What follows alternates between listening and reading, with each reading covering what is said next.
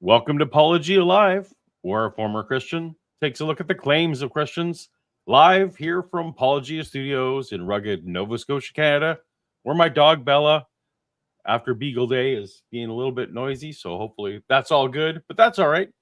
I'm very excited because we have some great guests joining me today. We have Godless Engineer in the center with a big smile. Are we going by? What are we going with? Are we going with John? Are we going with GE? We do not care. Either one. I mean, everybody knows me by the toilet name, and so Godless Engineer also works. And I pre-gamed for this show. I'm already one Bud Light in. So I also am one rum and coke in because we will be talking about Answers in Genesis, but we'll get to that in a second because we need to introduce our other guest. It's been a long time since I've worked with Jackson Wheat. It's true. Jackson, welcome. Too long. Yeah, no, it's great to see you. And I got excited when I saw Jurassic Park, and you two gentlemen were all in on Jurassic Park, going blind. So I love me some Jurassic Park. Right. Fun fact: I will be visiting the sets that are still up in Hawaii in about 2 weeks. I'm going to actually visit the sets there. Wow. I've been to Universal once a long time ago. It's the closest I've been. Not like the theme park. Yeah. Universal, studios. The Jurassic Park ride is pretty good when it's open. It's closed more often than it's open, I think. We already have a super chat, everybody. Whalepeen! That will be unfortunately, that is my legacy. Paul, did you tell her what I sent you the other day? I did, but I haven't told anyone else, so you may as well share the story now. So I work at the aquarium here in Shreveport, and we do outreach stuff. So I went over to our local university, or one of our local universities, LSUS, and I gave a talk, just saying, hey, if you're interested in working with us, you definitely should. And the tech guy who set up, the screen and microphone and everything, after the show, he says, like, hey, didn't you used to have a YouTube channel? And I was about to, I had a swell of pride for a moment. Then he goes, yeah, you made a video about whales, didn't you? And it all left. Oh, so he didn't say the appendage. No, he said whale video. And I was like, so yeah.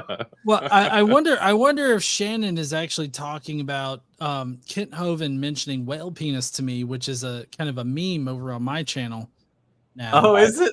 That's great. No, it is. But around here, it's the we. Go ahead. Well, you go ahead. Finish your story.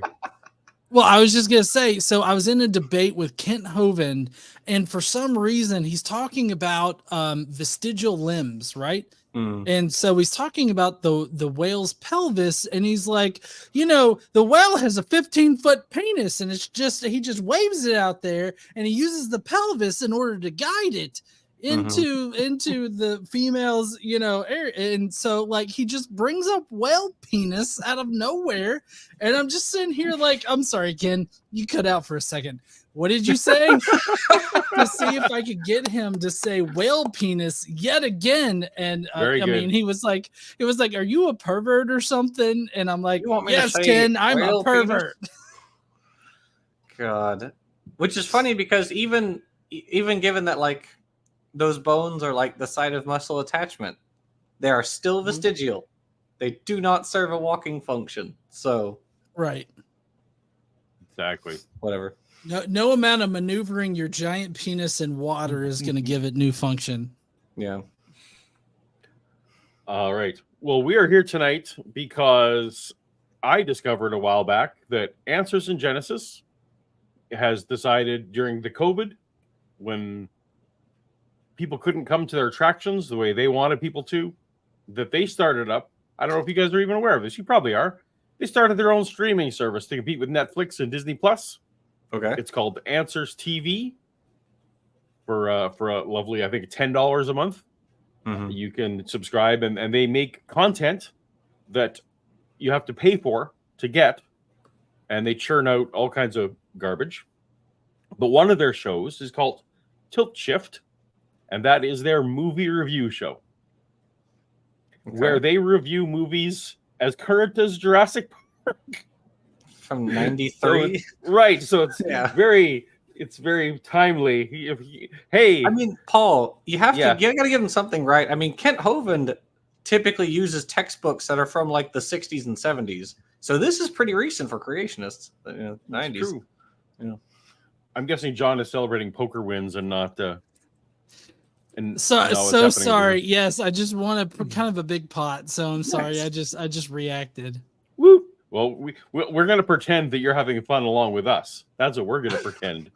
No, I'm so sorry. I'm totally listening to y'all and No, I everything know like you that. are. I just- I'm just enjoying. Yeah. So anyway, so on my channel we have now. I had Arn Raw and Dapper Dino on to review their review of Godzilla. Mm. And then we had Matt Dillahunty and Arden and Shannon on for a charity stream where they reviewed Avengers Endgame. A good movie. I liked it. So now we are going to watch Answers in Genesis review the Jurassic Park trilogy. The first 3 Jurassic Park movies is what they'll be covering. Okay. Because this is on a streaming service, I sorry about this long introduction, but because this is on a streaming service, they feel free to play long copyrighted sections of the movies along with the audience because they don't care. No one's gonna bust them. But if I put it on YouTube, problem. So I spent a lot of time last time chopping up all the sound effects. So I actually did something different this time. When you see the movie clip, it's gonna have I'm doing a bit of a cartoon visual on it and some sound alteration, which I did a bit of a test and does seem to pass YouTube's. So we're all familiar with the movies. We know what the scenes are. So we'll just see if it works and if the audience likes it. So when it gets to the movie clips, it's going to be weird. Go ahead. I don't know about you guys, but like I have a near like photographic memory of movies. Like you describe a movie scene and I will know what that movie scene is. Like, and I can name you like the title of it and everything like that. Like I could describe the movie. So yeah, I'm totally prepared for just hearing them describe a scene. Very good. Well, I need to get you onto one of my other co-hosts on this channel. We play there's a website out there called Framed, which is kind of like Wordle for movies. Have you seen it? Where it shows 6 consecutive frames of a film, and they go from like more obscure to like more obvious, and you have to try and guess like based on the really obscure frame. Anyway, John, you and I should challenge you to Framed at some point, but we'll do that another time. All right, so let's get ready for Tilt Shift. So this is going to be a very casual stream. We're not even gonna pretend that we're gonna get all the way through it, because maybe we will, maybe we won't. It's like half an hour long or so. Okay. But that could take hours, and we won't necessarily go hours. Yeah, if anyone half sends an hour typically takes like 2 hours on my Thursday streams. So, yeah. So I'm here for anything. well, we'll see what they got, and we'll see if we're still having fun. But we're not going to save super chats for the end, because who knows when that's going to be. So if anyone sends a super chat on any of the channels that we're on, we're just going to roughly interrupt the proceedings. So feel free to communicate that way. Have fun in the chat. If you enjoy a lovely beverage, get yourself a lovely beverage, because this is going to be a good one. All right, here we go. Tilt Shift. This isn't your typical movie review show. We're not saying that you should or shouldn't watch the films we review, and we're not detailing all the objectionable material in them. Several websites do that already. Also, the brief clips used for humor, we're not endorsing those shows or actors either. Did you have something to say there, Jax? No, I'm sorry. I was just puzzled. We're not commenting. I don't know. We're not commenting on whether or not you should or should not watch it. I feel like movie review shows don't typically do that. They're just like, we're just going to comment on it. It's up to you whether or not you want to watch it, you know? You would think, but I mean, this is a Christian commentary show, so they got to cover their bases. It's true. They weirdly, even in that weird niche that would be young Earth creationism, they would be divided on things like, is it okay to watch a movie? Like those communities, right? Like they have a very tight Mennonite community, like I came from, which would be like absolutely no. So they do have that little minor spectrum in their niche. Have you guys seen that meme? I guess it's not really a meme. It's a picture of like it's a like a Muslim group watching. I think it was Finding Nemo, or no, Finding Dory, and it says like Inshallah they find her on the poster. It's very funny. I don't know. I just thought of that. Sorry, I have not seen that one. I was going to look for it. Anyway. Also, do you guys know what tilt shift is in real life? Like the word and phrase and how it's used in movie business? Mm-mm. So tilt shift is a perspective that you give. It's a camera effect that lets you film real settings, but makes it look fake. So you can like film a real farmyard, for example, but it looks like you're actually filming a toy farmyard, and it's a very esoteric film. It's not often needed or used, right? But it's just a weird effect, and I just laugh, having been in the film business with this. That's what they picked. It's like, yeah, we take real things and we make it fake. It's like, okay, good job, everybody. Yeah, okay. If you in the audience, when this is all done, look up tilt shift movie camera methods. Oh, yeah. Either.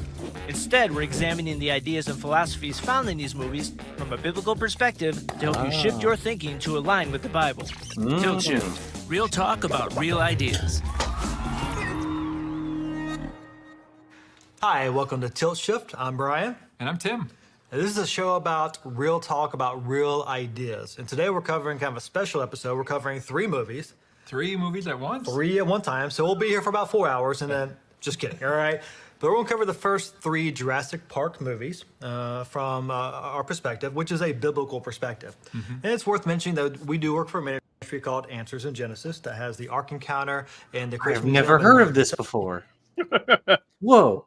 So I mean, I find it really interesting that a lot of these apologists and like, I guess maybe Christians in general, they love to view every single thing in their life through a Christian worldview, like through a worldview of, does this really glorify Christ? Like, why do you need to think about that? Like, why do you incessantly need to think about whether or not this glorifies Christ? I mean, I get the theological reasons, but like practical reasons, I just don't get it. Yeah, when I was a Christian, it was okay to like take a couple hours off and watch a movie. Like you could. Yeah, I never think about glorifying the nothingness that I worship, obviously. As an atheist, so well, that's on you. Our Mark Rothenbuehler, thank you for the $5 super chat. AIG gives us the warning on movies so no one from their conservative audience sues the bejesus out of them. Maybe. We do have to keep in mind that like this is, you have to pay them $10 a month to even see these. Mm-hmm. I'm the moron that is doing that.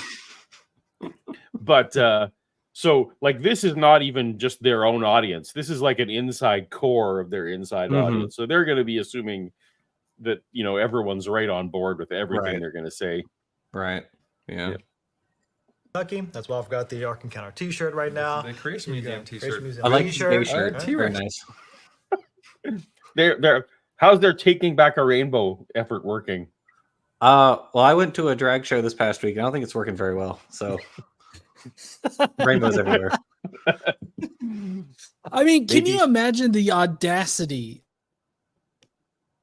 of like thinking, oh, we're going to take back the rainbow, as if you have some kind of like corner market on splitting the light spectrum. Like that, that amazes me in general. Have you ever heard the theory from young Earth creationists that there were no rainbows prior to the flood? No, I haven't heard that one. I mean, hold on. That actually tracks because they think that physics actually works. Yeah, I guess that's true. you know. I mean, I it's- totally believe that they think physics work differently and that the rainbow didn't exist and all this other kind of shit. Right, because there was no totally there was no nuclear decay and whatnot before like the global flood and everything, right? So yeah, I guess that tracks. That follows. But they think. So I heard this early in my career on YouTube, but it was a place that didn't think it ever rained prior to the flood, and they thought if there's no water, there can't be rainbows. I guess. So there are no waterfalls either. Like that was the thing. Like there's no waterfalls. There's just no mist, no prisms. So there's nothing. Fascinating. Okay. Yeah. Whatever. The T-Rex, right? And so we deal often with the issue of dinosaurs giving biblical answers, and there are really good biblical answers about We dinosaurs. both speak on. Oh this yeah, they're issue so quite a good. bit. Oh, I'm sorry. I didn't mean for a good. Like Paul and I have went through Ken Ham's fucking book, right? And it's so ridiculous because like they have like Adam and Eve sitting there with a T-Rex, and the T-Rex is eating like a fucking orange or something, and watermelons. Yeah, the teeth are for crushing watermelons. Yeah. What the fuck? Why do you think they have sharp fucking teeth, Ken? Oh, it's for fucking biting watermelons. No. Yeah. Look at those buffalo that have all these like canines and carnassials for grinding grass. Yeah. It's true. Yeah. Grinding grass. So true. That's how that works. Yeah. So these these two gentlemen, right? We have Dr. Tim Chafee. He's a doctor now. Okay. He got a PhD in theology. Oh, I take so it back. he's well versed to talk about dinosaurs, obviously. And we have Brian Osborne, the other gentleman.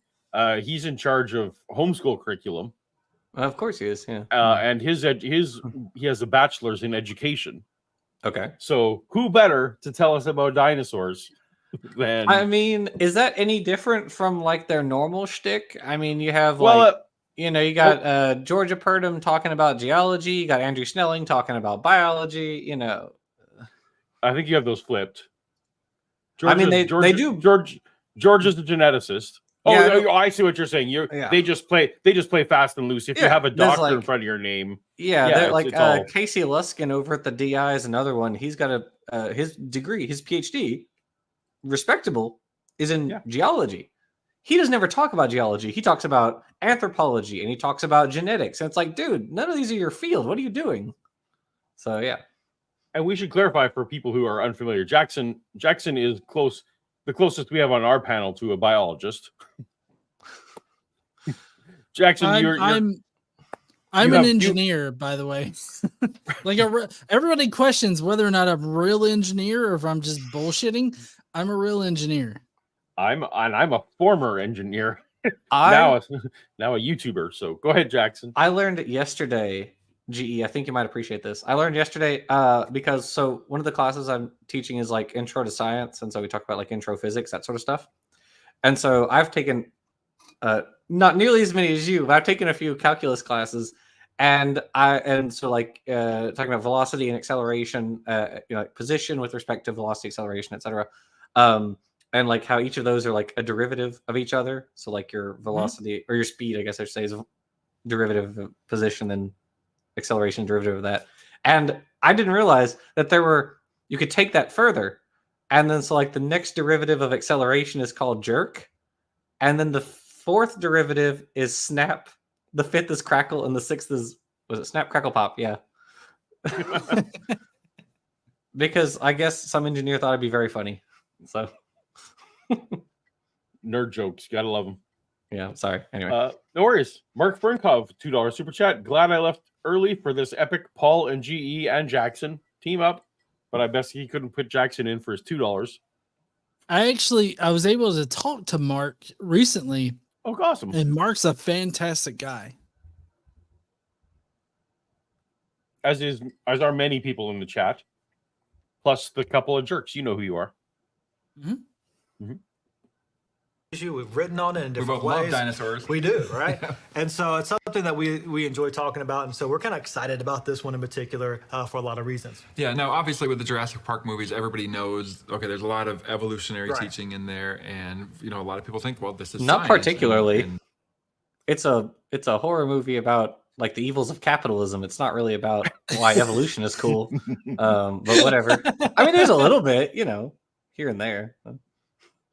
But Jackson, it's got Creationist, you Mr. don't know what you're D&E talking in about. it. Oh, that evil DNA. Good thing I got that taken out. No, Just no, like the no. You got to mRNA. pronounce it right, Jackson. It's D&E.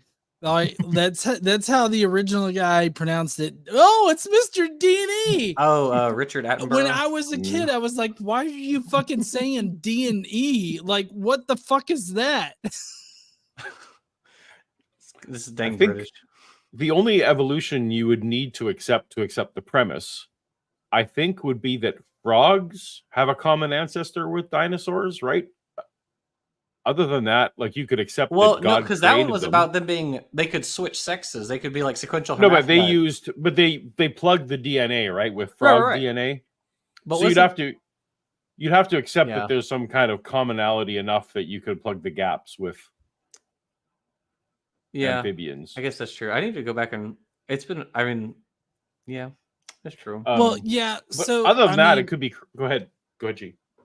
Well, I was just gonna say that, yeah. I mean, they plug the gaps with it, but that's just because, frogs have a very versatile DNA, as far as like the movies go. Like, I don't know how much that Right. actually corresponds to reality, but in the movies, they make it out to be like amphibians really correspond to the reptile DNA or the DNA that exists in dinosaurs. And so that's why they could insert it in there. But if you look at further than what they're actually looking at, the Jurassic World, the first one there, talks about how they were able to work in a multitude of different animals into the DNA.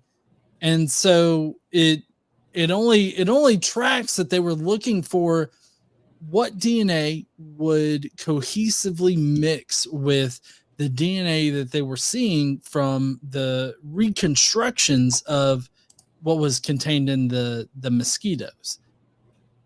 I feel like all of this is very pseudoscience-y and very Well, sure. Yeah. and very But, not, maybe a little bit based in science, but like more based in science fiction. I guess what all I was going for was like, you know, they were saying, well, this is full of evolutionary ideas, Mhm. and I really feel Right. like, as Jackson pointed out, there's very few. You could accept that God created dinosaurs on day 5 Mhm. and still be on board with most of what most of Jurassic Right. Park. True. Yeah. I think. So, I think you're right. Yeah. They Yeah. really only say the millions of years thing early on, then you really don't. Yeah, you don't bring it back up exactly. really at any other point. Yeah. True.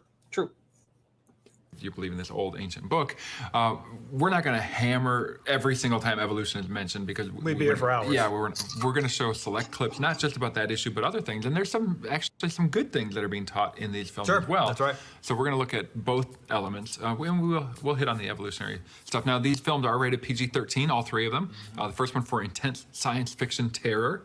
That's probably a good description. Yeah. The second and third one for intense sci-fi terror and violence. So pretty much the same thing. Yeah. Because you Oh no!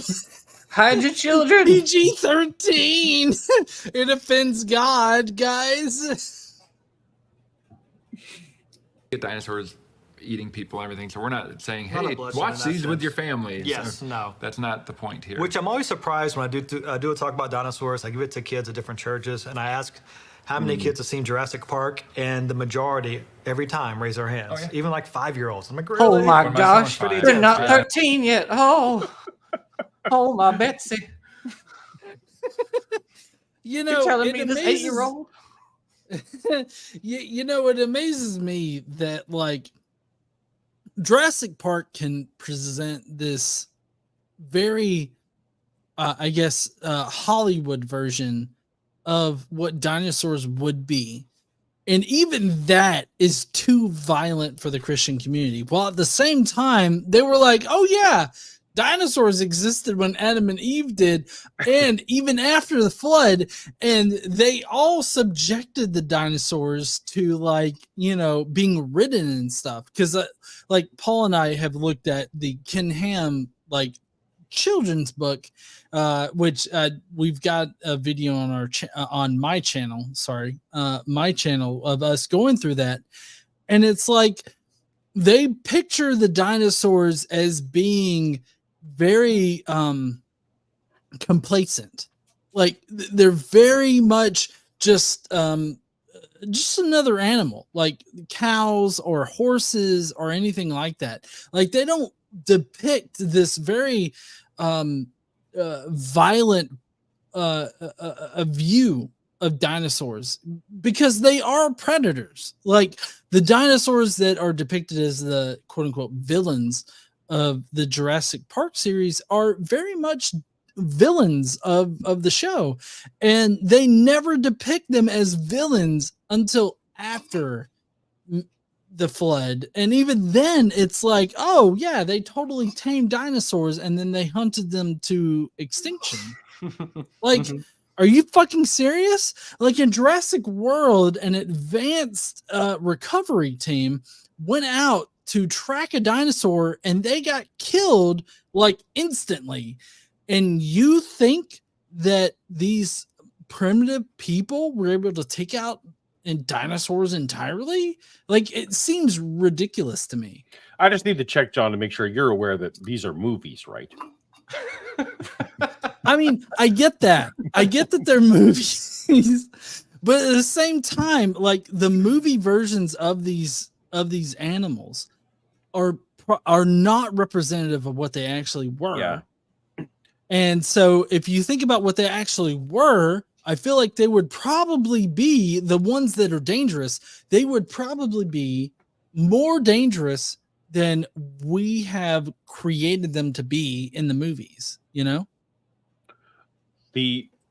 At the Creation Museum, which is Answers in Genesis, it's not there anymore, but the exhibit before you got in, that was the part where you mill around while you're waiting to pay, was their dragon legend portion.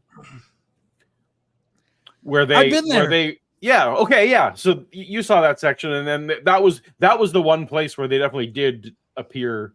They made them appear like villains, because what they wanted to say was like the Arthurian legends of beating dragons was probably based in some version of reality where they were, you know, actually fighting T-Rexes. So I have a whole video on my channel of me and Casey and Telltale Atheist, when he used to be Telltale Atheist.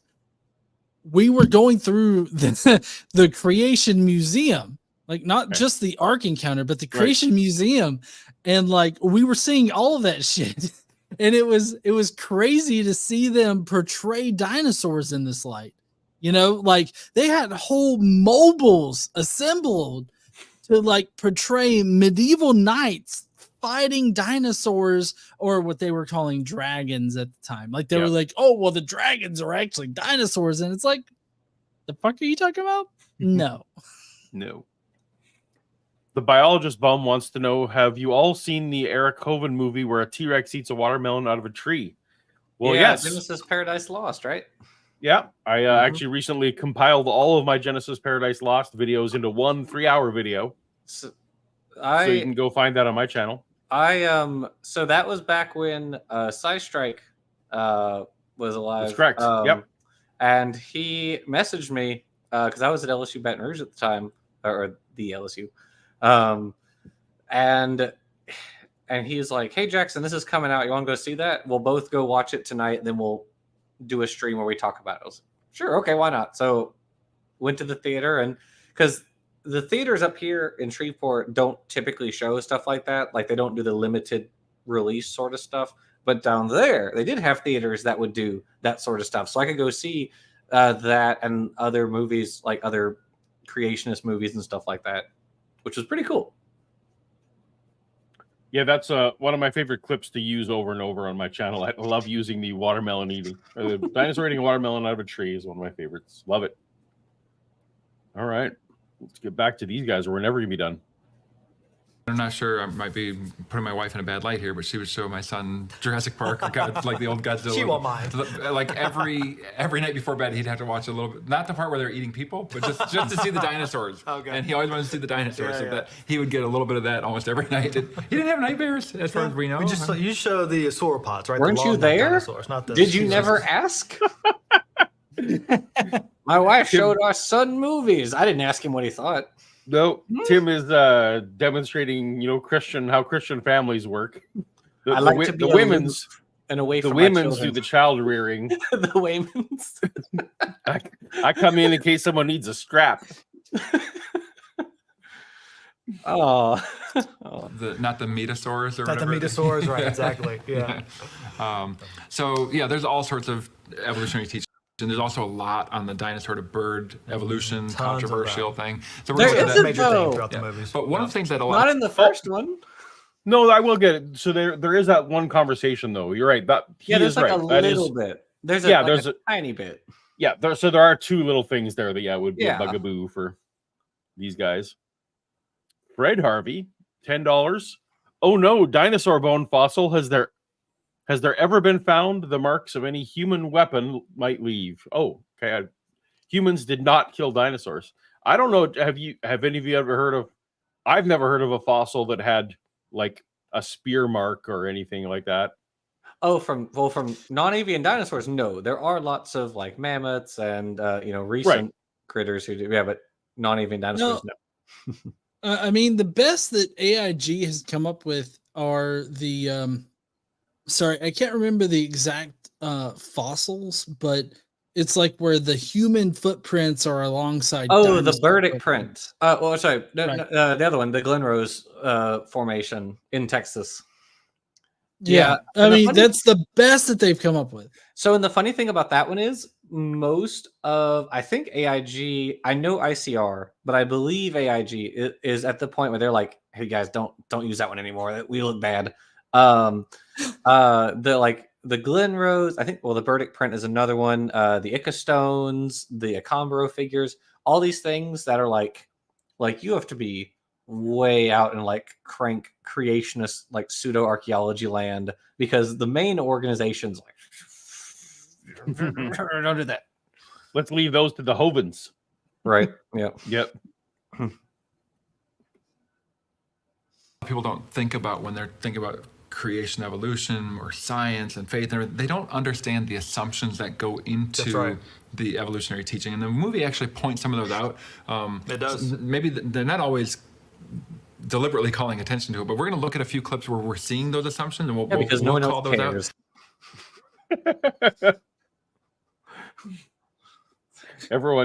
All movies, all other science movies, all other movies, the science is perfect. No one's ever found a flaw in any movie science before, just Jurassic Park. Mm-hmm. I have to say that the movie Hackers really grinds my gears. Okay, this is tangentially related because of how they're talking about Jurassic Park. Yeah, yep. And the movie Hackers just really kind of gets me. And I feel like anybody that's into biological evolution would probably feel the same way about the Jurassic Park series. Probably, yeah. That's not how any of this works. Yeah. Yeah, I mean, Michael Crichton, he wrote a lot of sci-fi books, and I read both of the Jurassic Park books years ago, and it's interesting, and like you said with the frogs, he does his best to try to make it seem more realistic. Dinosaurs were share common ancestors with frogs, so yeah, they could just take some frog DNA and put it in there to fill in the missing gaps, or there was something with prions in the second book. I don't remember what it was. Well, his big innovation was just the whole idea of it maybe in amber, right? There could be blood somewhere, So that was right, 100%. Right. If we just had the blood, then we could totally recreate these animals, and I think that's a totally plausible thing. But the problem is that we don't have like that at all in reality. Like, I don't think that we could recreate dinosaurs in reality. Which actually, you just reminded me. I totally forgot. I don't know. I didn't have this on the forefront of my brain for this conversation because I'm sure they'll bring it up at some point. But the actual because creationists would argue that or they do argue that the soft tissue we found, it's not really soft, it's not tissue, but whatever. The soft tissue we found is evidence of dinosaurs being young, right? Mm-hmm. And on that idea, shouldn't we be able to get sequenceable? That's a word now. Material right? That we could then say oh, hey, this is Triceratops DNA, this is Tyrannosaurus DNA, or collagen fibers or what have you, because it's not DNA, it typically gets preserved. Although I think there's one fairly recent fossil that had evidence of chromosomes in it, but again, no one's trying to sequence it because we all know it's broken down far beyond the ability to sequence at this point. And I mean, I guess you could try with the collagen, but I'd be surprised how far you'd get with that.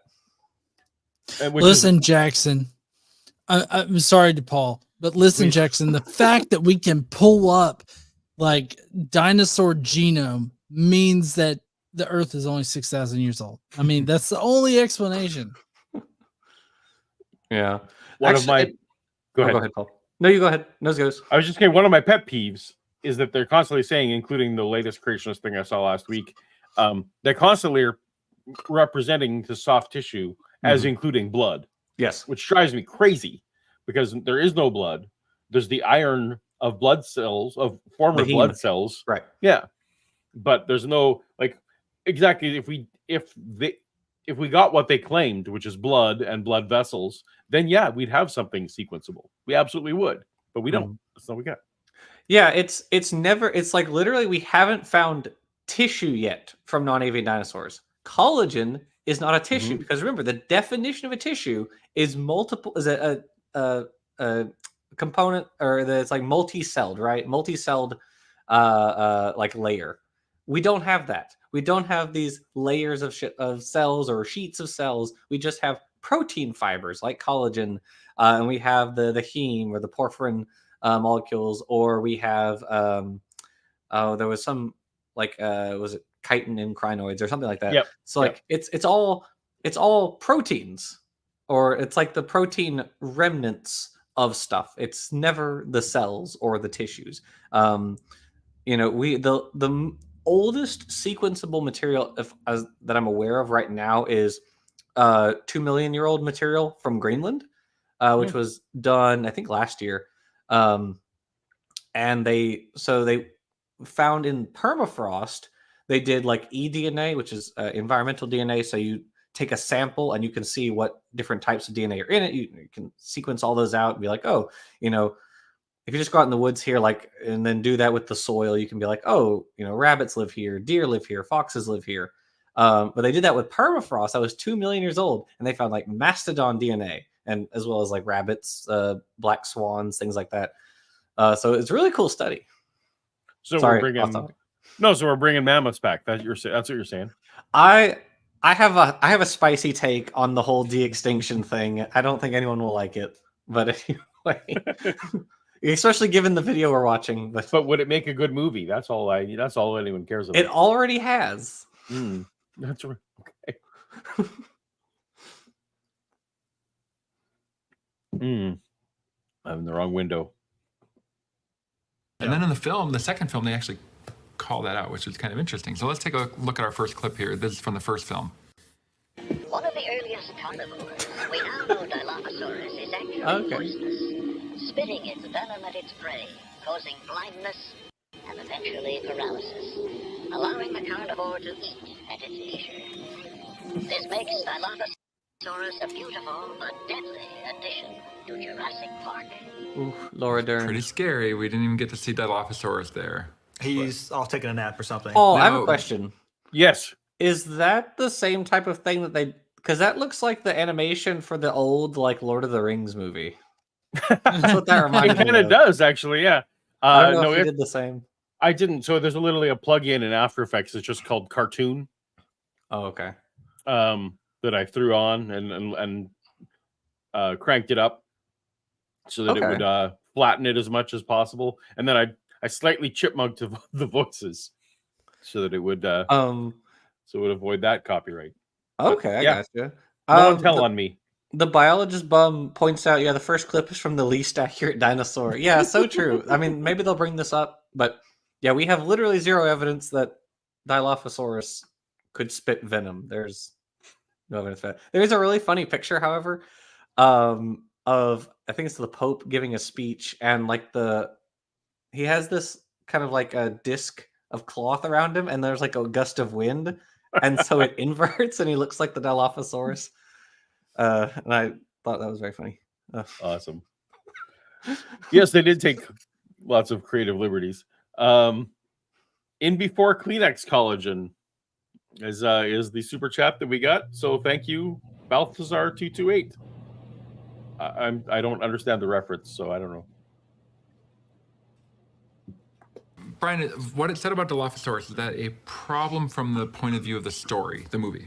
No, it's not a problem with the movie at all, right? The movie's built on the premise that they've brought these creatures to life. Now they can observe the creatures within the movie and learn stuff about them. So in the movie, in the storyline of the movie, it makes sense for them to make that comment. But understand, in reality, just looking at the bones of dinosaurs today, we have no idea if it could actually do that like it does in the movie. And so There's only like, I think there's been arguments about, if Dapper's watching, he's probably going to call me on it if I get this wrong. I believe is it Sinornithosaurus? Which has like on each side, it's not the front tooth, but it's like one of the side is like extra long. And there was an argument that maybe it was venomous, but I don't think at least from what I've seen, that like the argument isn't very strong, or haven't heard that it's very strong. So, but that's the only instance of like an actually potentially venomous dinosaur. So it just, I mean, yeah. So the modern birds that are, well, they're poisonous. They're not venomous. There aren't any venomous birds, but there are birds like the hooded pituhui, which have poisonous feathers, but obviously it's not the same. So poisonous feathers? How does that work?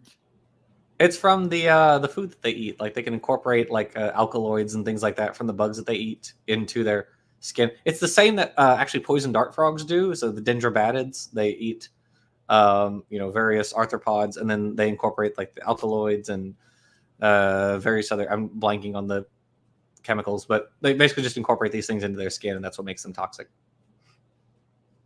Okay. You are what you eat. 10. So it works within the movie paradigm. We're not picking on that, but it is, understand, an assumption not based in fossil reality. Right. And there's a really clear distinction as we talk about what's happening in the movie and also in reality, and that is, as you talk about science, there's a difference between real science, observable, testable, repeatable, and falsifiable, stuff done in the present with real observation. Yes.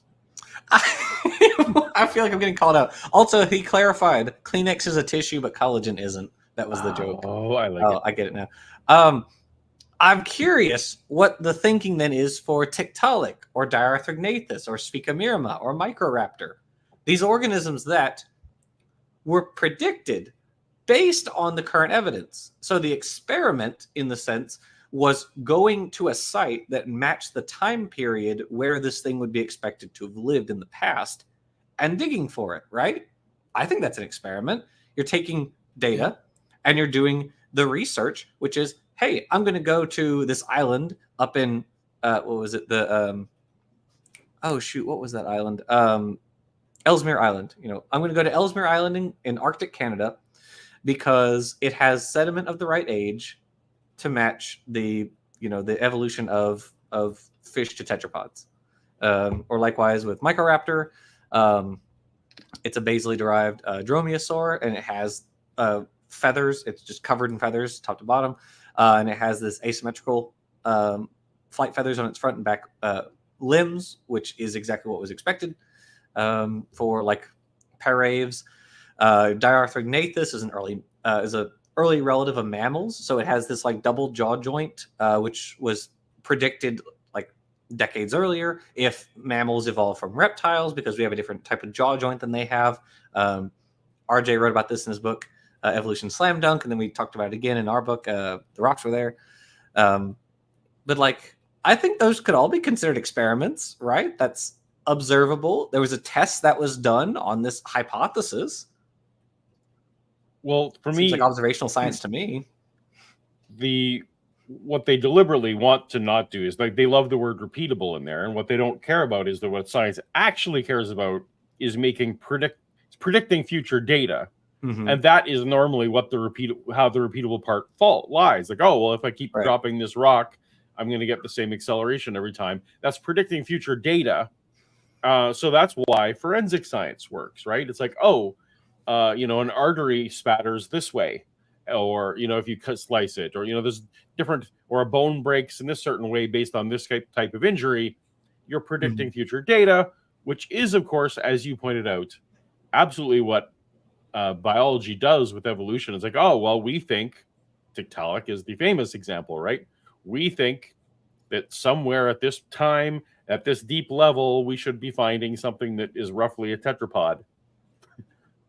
And boom, so can we go and find a Tiktaalik every week? No, but that's that's not what's needed for the repeatability. So that's a pet peeve. I think further on that point, it must also be pointed out that, like, your ability to repeatedly get the same conclusion based on a test, right? So if my team of scientists looks at Tiktaalik, will we reach the same conclusion as John's team and your team, Paul? Will we all come to the same conclusion about that through our observation or through the tests that we do?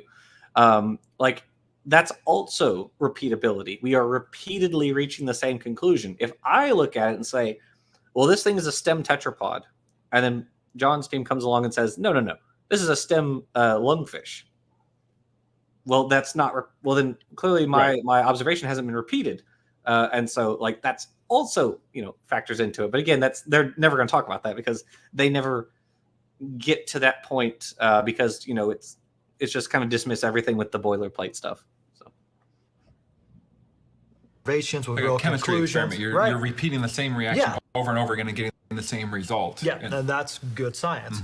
That's very different from trying to figure out what happened in the unseen past when you weren't there. When you do that, and you just have a few clues from the bones, the fossils that you find in the dirt. Yeah. And so when you do that, you're trying. Can we repeatedly confirm that Napoleon was at Waterloo? I wasn't there. Was he there? Were you there? I don't think any of us were there. I think we can confirm. God was there, Jackson. Honestly, God was there. It honestly doesn't matter if we were there or not. Can we repeatedly confirm what John ate for breakfast this morning? Like, we can't go back in time and check. We can't all go check what you ate for breakfast. Even you, John, you have to, just remember. Although they would say that's eyewitness testimony. So yeah, they love that. They love eyewitness testimony. I think that's great. Well, I mean, like, then you also have to, contend with, like, what about in a case, like a forensic case in which there's no camera footage, there's no, the one witness is dead. What do we do? Oh, I guess we just have to let him go. There's no eyewitness evidence, so all we have is this circumstantial DNA evidence. Who cares? Clues you have, and you got to make assumptions about the past they lived in to try to figure out how they got there, when they got there, their age, their different features, and so forth and so on. That's a very different thing than what you think of normally as science. Right, and we're going to see the same sort of assumption made in this clip, also from Jurassic Park 1. It's just called Jurassic Park. It's not called one, but from the first film. But in this one, they're looking for T-Rex, but we haven't seen T-Rex yet. The big reveal is coming up, but here's another big assumption. T-Rex doesn't want to be fed, he wants to hunt. Can't just suppress 65 million years of gut instinct. Did the T-Rex live for 65 million years? It did not, because even in the storyline, the T-Rex... Come on. Do we not know what poetic license is? No, they want to... Go ahead, John. Well, I was just thinking from a very non-biological evolution and entertainment sort of point of view. I took that as meaning like there was an evolution up to the point of the T-Rex. And I'm not sure when the T-Rex like evolved into our environment, but the 65 million years seems to just be a reference to like, oh, dinosaurs evolved over millions and millions of years, and then T-Rex evolved to hunt and all of this other stuff. And this is the same kind of thing that we would talk about with like lions or other predators that are in the natural world now. Like as a kid and as an adult, that's how I took it. I didn't take it as some kind of scientific statement about T-Rex. I took it as a scientific statement about predators and how predators operate and how predators have been evolved to operate in a specific way. And that existed like prior to modern predators, and it existed back when dinosaurs were around. That's how I took it. I'm going to give him this point though. I feel like the writers of the Jurassic Park script were sloppy there, because when you use 65 million years, that is famously a measure of the distance of time between us and them. Right. So to reuse that number to mean something else, I'll give them that is at least sloppy. They could have been more clear with the writing. Yeah, they could have been more clear with the writing. I'll give them that. And Brain Cramp, thank you, Brain Cramp, writes, science. They keep saying that word. I don't think it means what they think it means. Well, good point. They have their own, they like to keep their own definition of science because, they need to, of course, undermine science everywhere, which leads to a lot of the problems that you have in young Earth creation communities, because they can't let you trust science for anything. They have to therefore adopt anti-climate change, anti-vaccine, like all these other things. They just have to be on that side, because if they ever give credence to what science is doing, it just causes problems. I don't think they wanted to be on anti-climate change, I don't think that's what they would prefer, but they just need to out of necessity. I don't know. I'm not so sure about the anti-vax. Like Jonathan Sarfati does argue with people on Facebook, he argues against anti-vaxxers. I do know. I am definitely familiar with the anti-climate change stuff, but I mean, there is kind of that to borrow a phrase from a different content creator. There's like that what he calls the constellation of beliefs. Like you're on this side, you have to have all these beliefs together, and you can't have anything from this other side. But yeah. But now, I guess now that I'm thinking about it, the anti-vax stuff may have also come because they were at the time primarily making their money off of ticket sales for live event attractions. Okay. So, I'm not a big AIG watcher, so I'm like that. Jonathan Sarfati arguing with anti-vaxxers is like the most. That's what I've seen. That was like a couple years ago. I have no idea if they're now on board the I don't know, arrest Fauci train or whatever crap. Right. If they are, then wow, big surprise. So. Not hardcore. I mean, their other main thing, of course, I don't know if you guys know this, but they have a new CEO. It's not Ken Ham anymore. Yeah, I heard about that. It's Martin Isles, and his primary focus. They're taking the ministry into anti-abortion, anti-trans, are their main new things. Right. Well, sure, they got to be on the culture war stuff. I mean, right, because exactly. Nothing's more important than whatever current culture war talking point is. That's what's most important. That's how you raise the bucks. That's true. Anti-vax is, as far as conspiracies go, a fascinating one, in my opinion, because it switched political sides, essentially. Anti-vax was predominantly a left-wing ideology until the past, 10 years. And then it radically just switched to the other side. And that's kind of unusual. You don't typically see that with most conspiracies, but I don't know.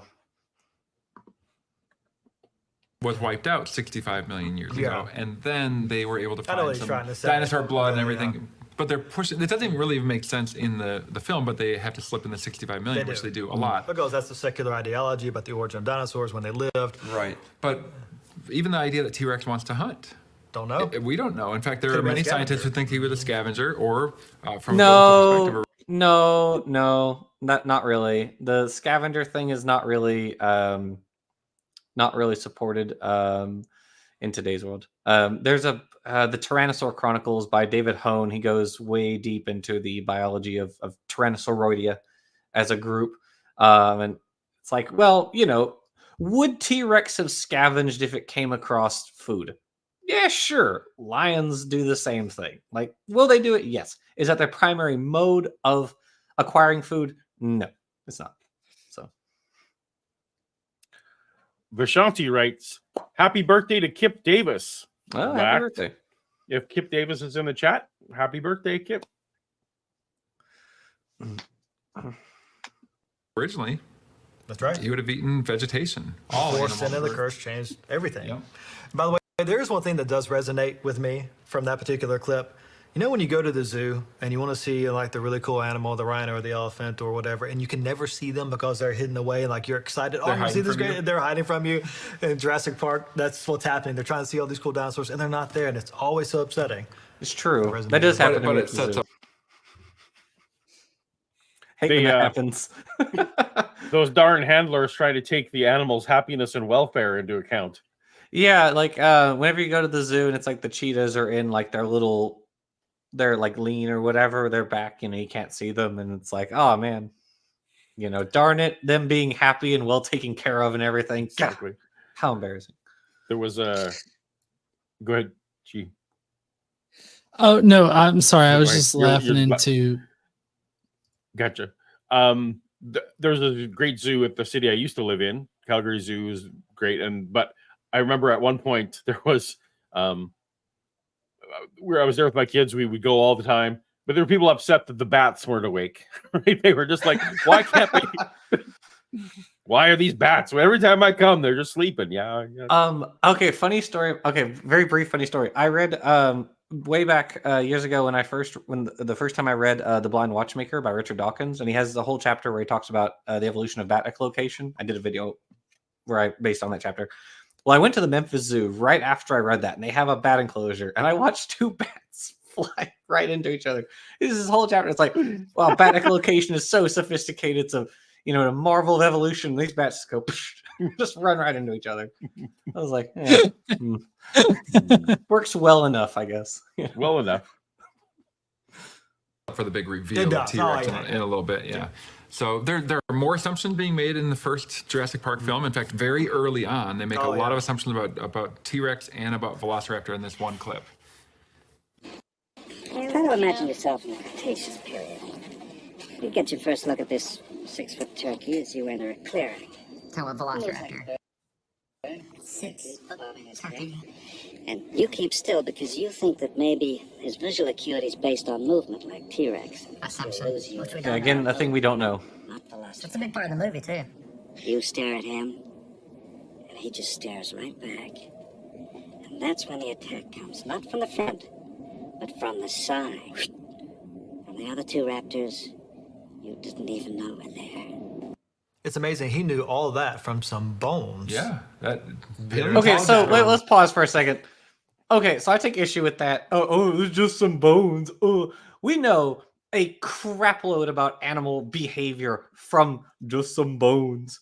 Like, there's so much you can learn from that. We have, for one thing, I just want to point out that, like, the velociraptors are not actually velociraptors in this. They're based on Deinonychus, which is a larger, different species of dromaeosaur. But, like, were they pack hunters? Well, if they all die together, if you are consistently finding them in groups of, like, I don't know, 6, 7, 8, whatever, it's like, it seems, I think we can reasonably infer that they lived in these groups, these familial groups. I don't think we can just be like, oh, it's impossible to say, were they solitary? Were they pack hunters? I don't know. That's baloney. One of the interesting things about, like, trilobites, for instance, is, like, lots of trilobites were attacked on, like, specifically the right side. Why? Well, that tells us something about the way that the predators of trilobites, like Anomalocaris, the way that they hunted, they had this, like, asymmetry in their hunting behavior because there's an unequal distribution of these attacks. And I'm sure you can find similar things in other species. Like, how do we know what species preyed on, this lemur, for instance? Well, we can find that their bones, for instance, have tooth marks in them from fossa. or the same is true of like Triceratops. You can find Triceratops bones that have tooth marks from Tyrannosaurs in them. There's an entire book I have on my shelf. It's what is it? It's like all about behavior, inferring behavior from fossils, just all that sort of stuff. Like mating patterns. Did these species build like bowers, or did they build little like mounds to lay their eggs in? Well, we know that Oviraptorosaurs, which were named the egg thief, but weren't actually stealing eggs. At least the eggs that they were associated with originally were their own. Whether or not they stole eggs is incidental. But like the mothers are preserved over their eggs, so like they were using their arms, which had feathers on them because dinosaurs had feathers. No, liar. To protect their eggs, and they were all sitting like they all died because the sand dune fell on a bunch of them and squished them all, or suffocated them. So like we can infer a lot about behavior, not probably to the extent that Dr. Grant is talking about in that clip, where like, oh yeah, we know they would have done like a pincer move, and come out from the sides. Like, oh, okay, we don't know that, but we can infer a lot about behavior based on fossils. Jason Rollins, $5, writes, GE doesn't like the movie Hackers because he knows he isn't elite. No. It's not because it's not because of that. It's because the things that happens in Hackers is not what would happen in a real hacking situation. I'm not claiming to be a hacker.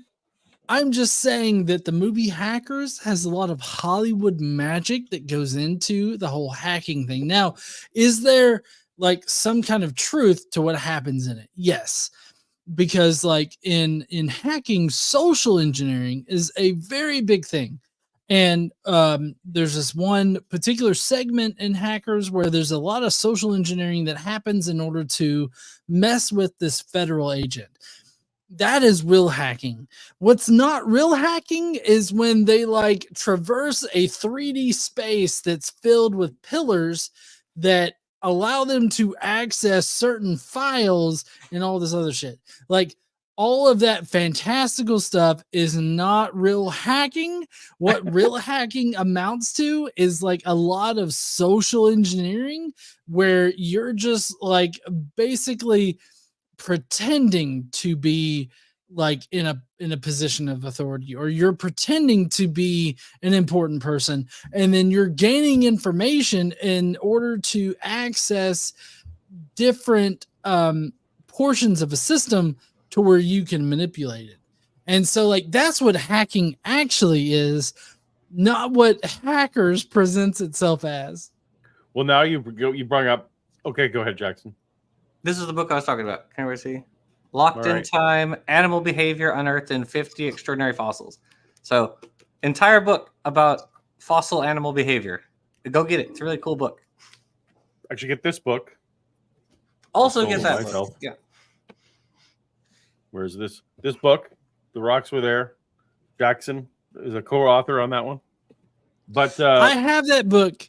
I have it. I haven't read the complete thing, but I have it. It's the only book that's fatter than Gary Habermas's Resurrection book.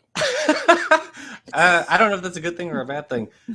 So, John, I'll tell you, it's not really meant to be read. Like, sit down, just flip through it. It's really more, and we should have probably marketed it more that way, as it's more like an encyclopedic resource. So you just go back to the index and you look up, okay, I need a thing on Stephen Meyer, or I need a thing on Ken Ham, or whatever, and then you can flip to the page where we talk about that. So that's really more how you can use it. I totally use it that way. It's not that I've just read directly through it, although that would be a great way if you wanted a crash course and like anything like anti-creationist kind of deal. But it's a great resource just to have on hand in case you come across a weird, crazy idea that you don't know how to respond to, and then you look in the index, and then you can get to like what the response should be. A lot of it's not online. A lot of it's not online, frankly. Like, so I do use a book that way. Yeah, we're working on the second volume.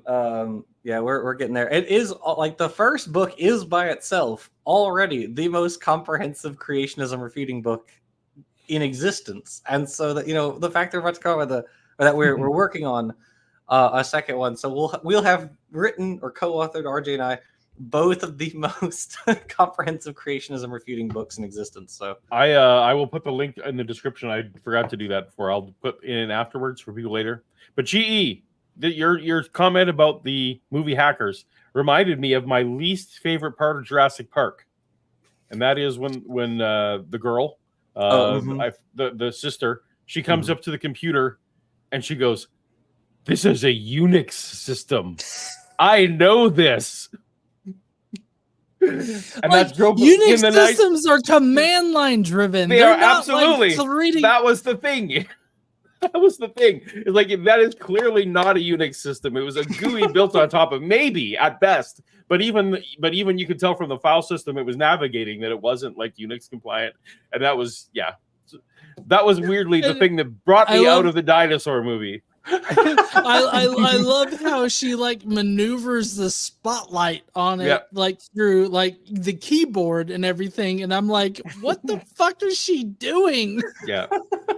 Like, they could have picked anything. They could have picked any name other than Unix, because that was the one system that like had no graphical user interface at the time. So yeah. That's great. All right, let's get back to these schmozos. Really smart right now, and they are smart people. We're not saying they're not, but there's no way you can know those things. There's certain things. Yeah, you can have good guesses. You can even figure out certain things about how they see based on where the eye sockets are on the skull. So you can make certain assumptions. Of the skull. Yeah. Wait a second, you can make assumptions about behavior based on the morphology of the fossil? Holy moly! Wait a second, I just thought you said you couldn't do that. Oh, I'm confused now. Freaking science morons. Changed in the last 5 minutes, Jackson. Science changes all the time, unlike the Bible, which is always unchanging, never added to or taken away. No, anyway, that's a feature, not a bug, apparently. But to know those details, there's no way you can know. But it's setting up what happens later in the film in both cases.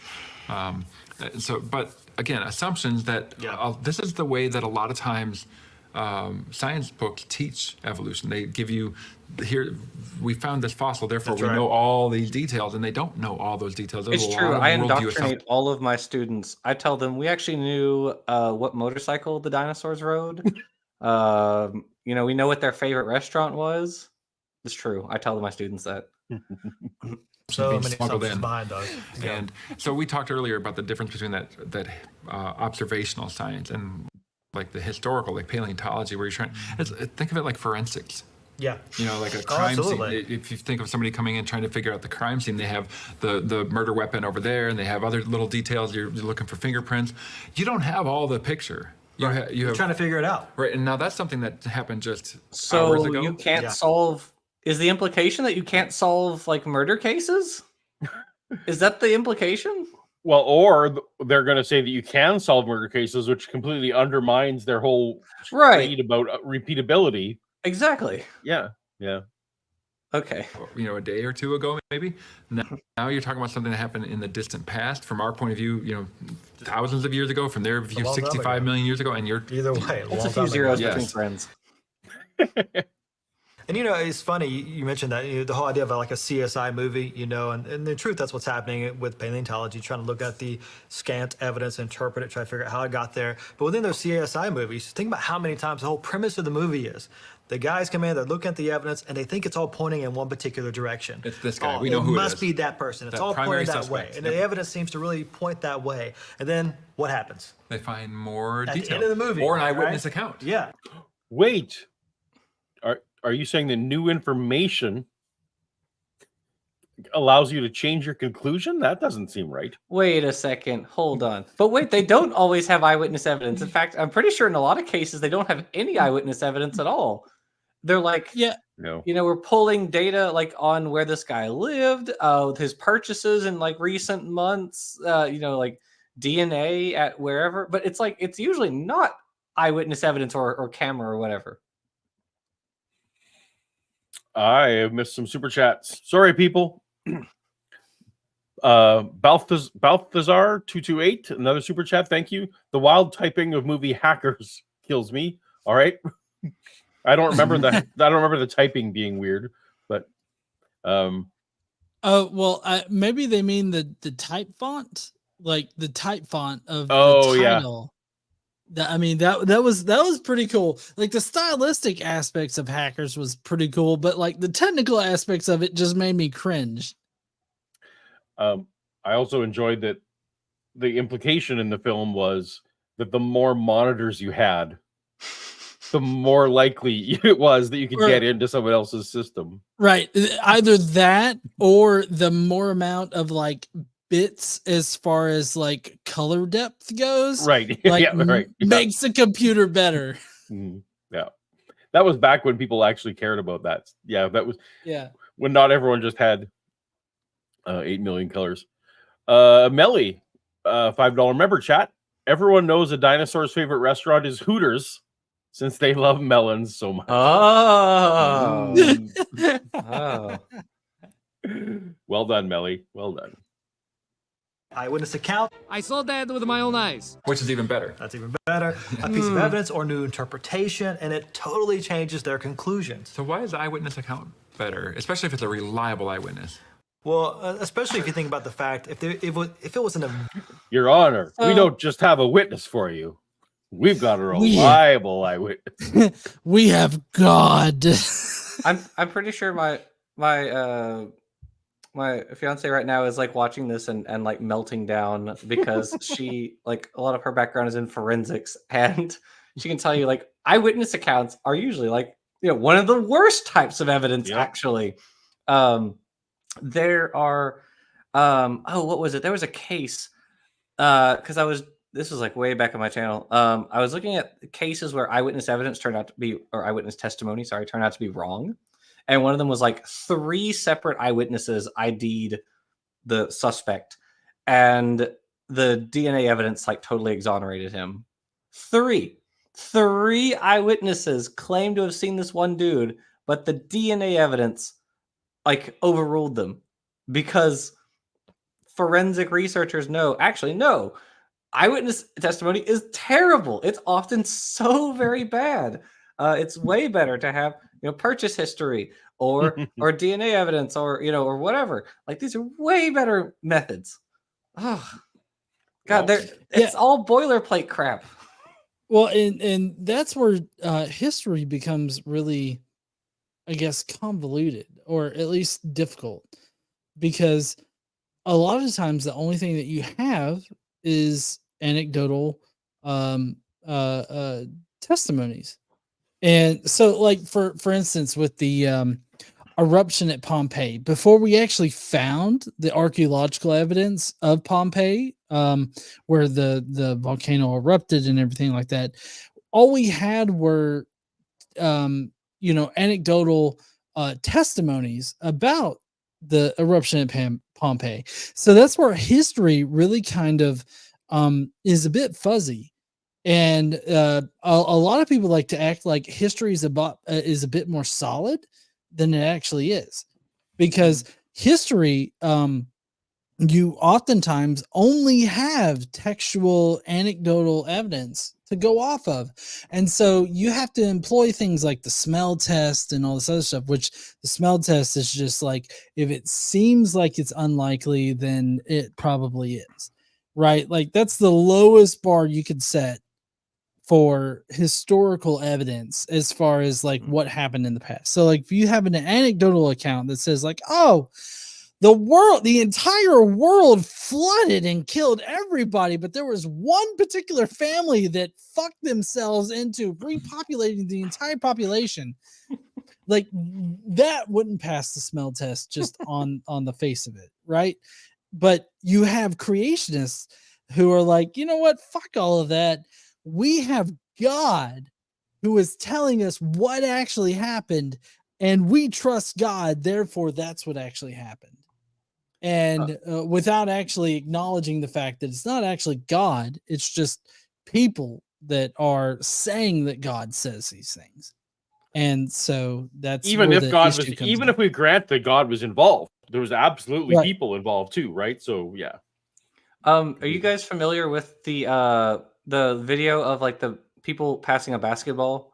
And Yes. the gorilla.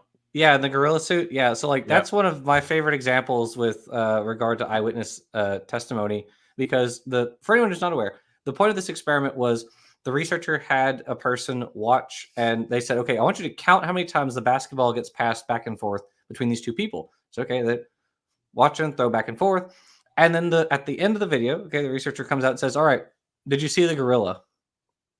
The person's like, what are you talking about? Well, it turns out, as the people were passing the basketball back and forth, a gorilla, or a person in a gorilla suit, walks like right into the middle of the screen, like behind the people passing basketball, and like, beats his chest and then walks off. And so many people didn't see it. Yeah, so Jackson, just so you know, I remember seeing that, and I was like, in the middle of it, I was like, why is there a fucking gorilla here?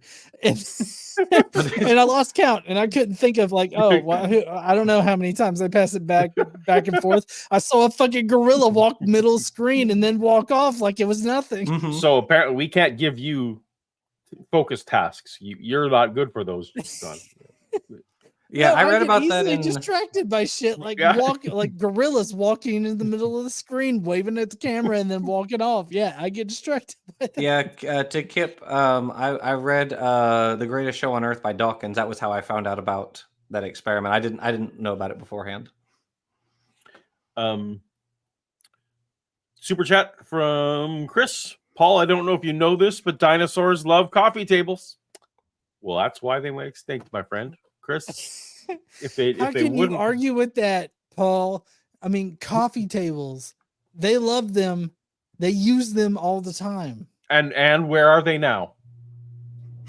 Birds. I mean, that doesn't matter. They had to turn into birds. Birds don't have coffee tables. You don't know that. I've never seen one. I built bird houses and they've never put a coffee table in there. Balthazar 228 being very generous tonight. I meant $10. I meant the trope of hackers typing at 160 words. Oh yeah, 160 words per minute while not being in the right window or having clear mouse movements during the hacking scenes. One of the most insane movie tropes. Yeah. The hacking scenes. I love the movie tropes around hacking because, like, I don't know if y'all have seen. Go back and rewatch Mission Impossible. Right? There's a scene at the very end of the movie where Ving Rhames is on a train, right? And he literally types into his computer, jam cell phone. And it jams the cell phone. And I'm like, yes, that's exactly how fucking hacking works. He's got a macro. Come on.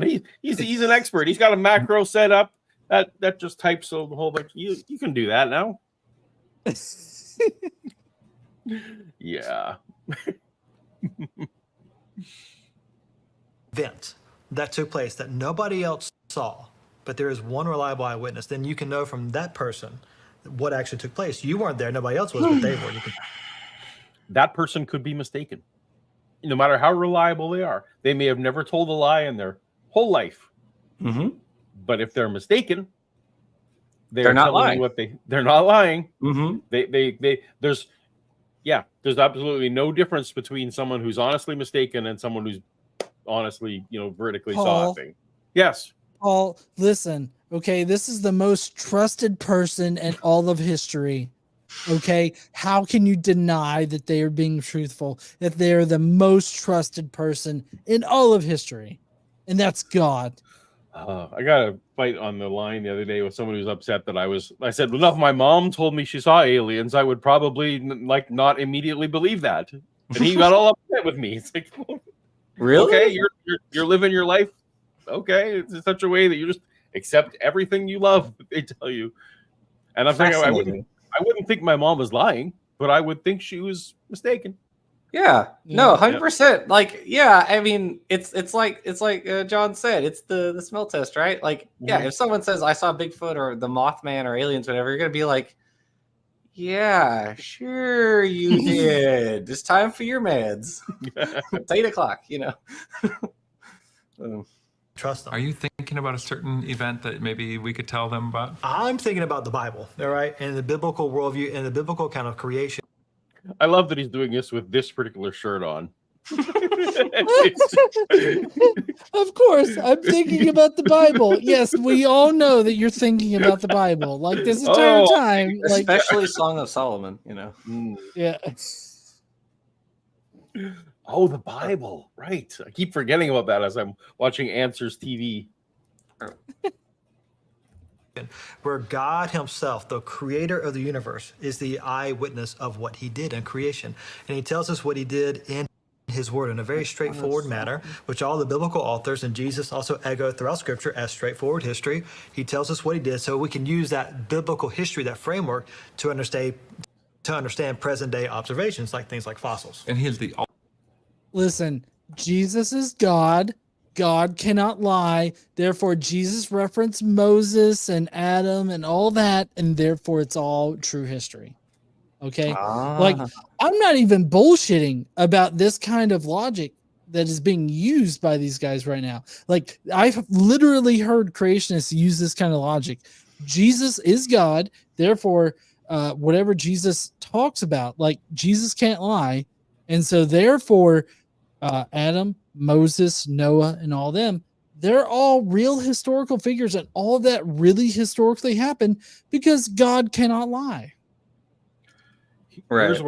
Here's where I fell very quickly from losing young Earth creationism to losing Christianity, was that I'm actually on team young Earth creationism when it comes to, I think that Jesus and Paul both assumed that those Genesis accounts were literal. Like, it seems clear to me that Jesus thought that Adam was a person, right? And that Noah's flood, worldwide flood, happened. And that was part of what really, I could have settled from young Earth creationism to theistic evolution or something. But yeah, in a way, I think they're right. I think that people who go the theistic evolution route, while I am excited because they accept science, I think that they're twisting their theology. That's just a Paul rant there. That's not, the panel doesn't need to endorse that view. But that's, you got to compartmentalize, is what you're saying. Yeah. Well, and so obviously people know that I don't, you know, for the sake of argument right now, I'll agree. If Jesus was a real person in history, well, the Jesus you could say the Jesus depicted in the Bible, because that's what I would say. The Jesus depicted in the Bible thought Adam was a real thing. Oh, definitely. I mean, he thought that Adam was a real thing. I mean, he was fully Jewish. So, I mean, he thought Adam was a real person. He thought Eve was a real person. He thought Noah, Moses, like all the patriarchs, Joshua, like all the patriarchs of the Old Testament, that person considered them to be real historical figures. But even if they considered them to be real historical figures, that doesn't make them actual historical figures. Right. Yeah. Except they met on the Transfiguration Mountain, John. I don't know how you explain that. Oh my God, Transfiguration Mountain. How could I totally disregard that? Exactly. Moses and Adam or whoever else appeared on the mountain. Obviously they really did, because Jesus said they did. That was their Avengers Endgame right there. That's right. Yeah, it was. Can you imagine Jesus entering Jerusalem and it's like an Avengers Endgame thing, and he's like, on your left, and yeah, like Moses and Adam like coming in through like wizard portals. Except I think it was more like the Spider-Man No Way Home. It was like where it was the three different Spider-Mans. You had, because you had Elijah and Moses and Jesus all there. Okay. Yeah, actually, but I do like the sling ring. The sling ring portals. I like that idea with the disciples. Yeah. There's a sling ring portal in the Deadpool trailer, and I'm very excited about that. Me too. Oh. That means something to other movie nights, but yeah. But reliable eyewitness. He knows all things, can't lie, and he was right? there. And he's perfect, and he loves us beyond understanding. Yes. So, well, let's take a look at Jurassic Park 2, a little clip from there, because one of the characters in this is actually going to talk about these assumptions. In a positive way.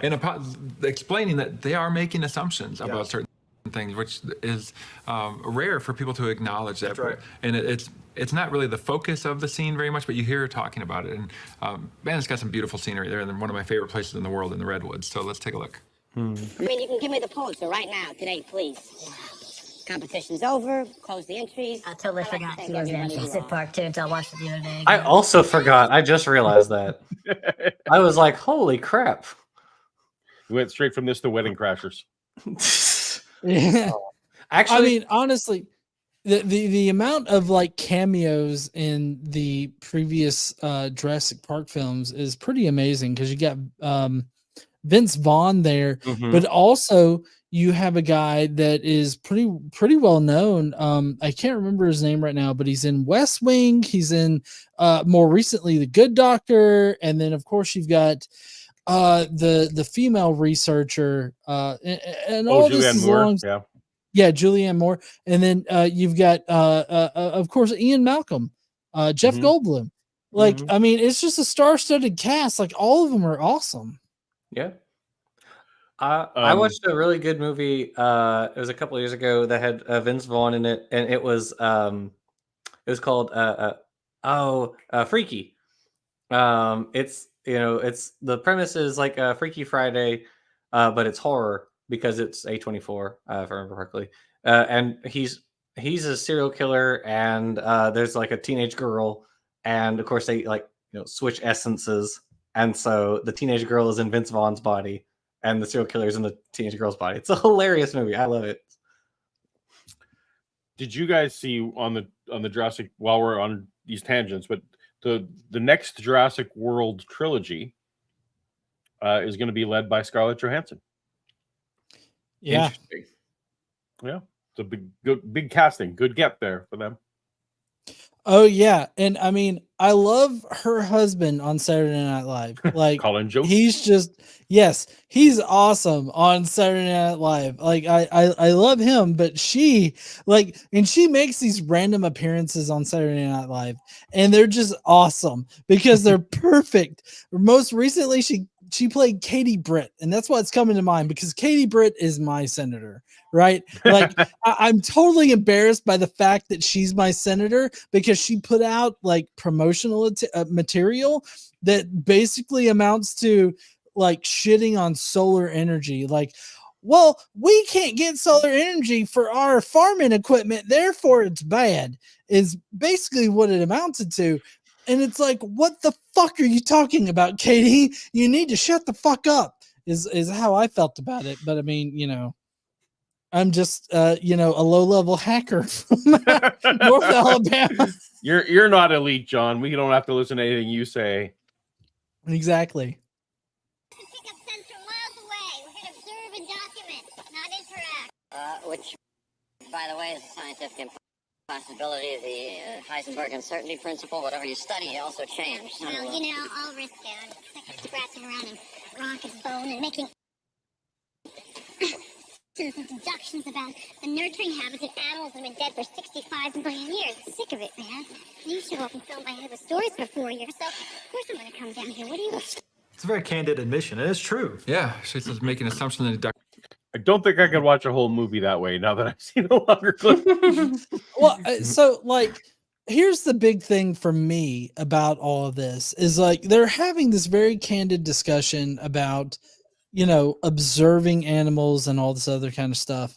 And, how, and prior to this, mind you, in the movie, like they just encountered stegosauruses that attacked and almost killed them to protect the baby that's in the I guess group.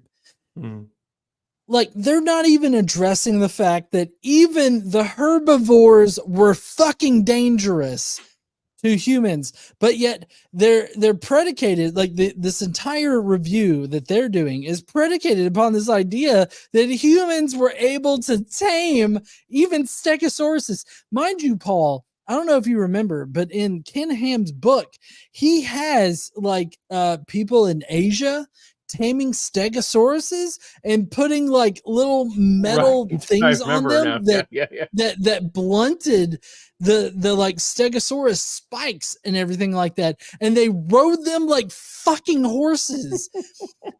And they're not even addressing the fact that, like, oh yeah, these animals are dangerous as fuck, and they're just sitting there like, oh yeah, they're like agreeing with her about the Heisenberg principle and all this other shit, when they're not even addressing the giant fucking violent elephant in the room. Do you know what the tail spikes of the stegosaur are called? I do not. No, I don't. They're called the Thagomizer, a name which was derived from a Far Side comic, because last week they killed Thag. So I remember hearing that. That's awesome. I used to love the Far Side. Yeah, that's awesome. Also, why would those be needed if all they were eating were plants? That seems weird. And everything was like peaceful, because like, keep in mind, AIG puts out this whole idea that prior to the fall of man, right, the dinosaurs were peaceful. They all lived in the Garden of Eden, and everybody was, you know, nice to each other. Like, everything was fine. It wasn't until a woman ate a fruit salad that, like, the dinosaurs were like, oh, well, now I'm pissed, and now I'm gonna fuck everybody up. Like, it wasn't. It's like, oh, is Eve eating a fruit salad? Well, that pisses me off. We have a super chat. LHRPG official. Hey, Paul, big fan. What are your thoughts on Neil deGrasse Tyson trying to distance himself from the atheist community? I haven't seen him do anything recently on that. Have you guys? I mean, I have seen him say that he doesn't like to refer to himself that way publicly. That's all I've heard. He always preferred the term agnostic, but I never heard like distancing himself.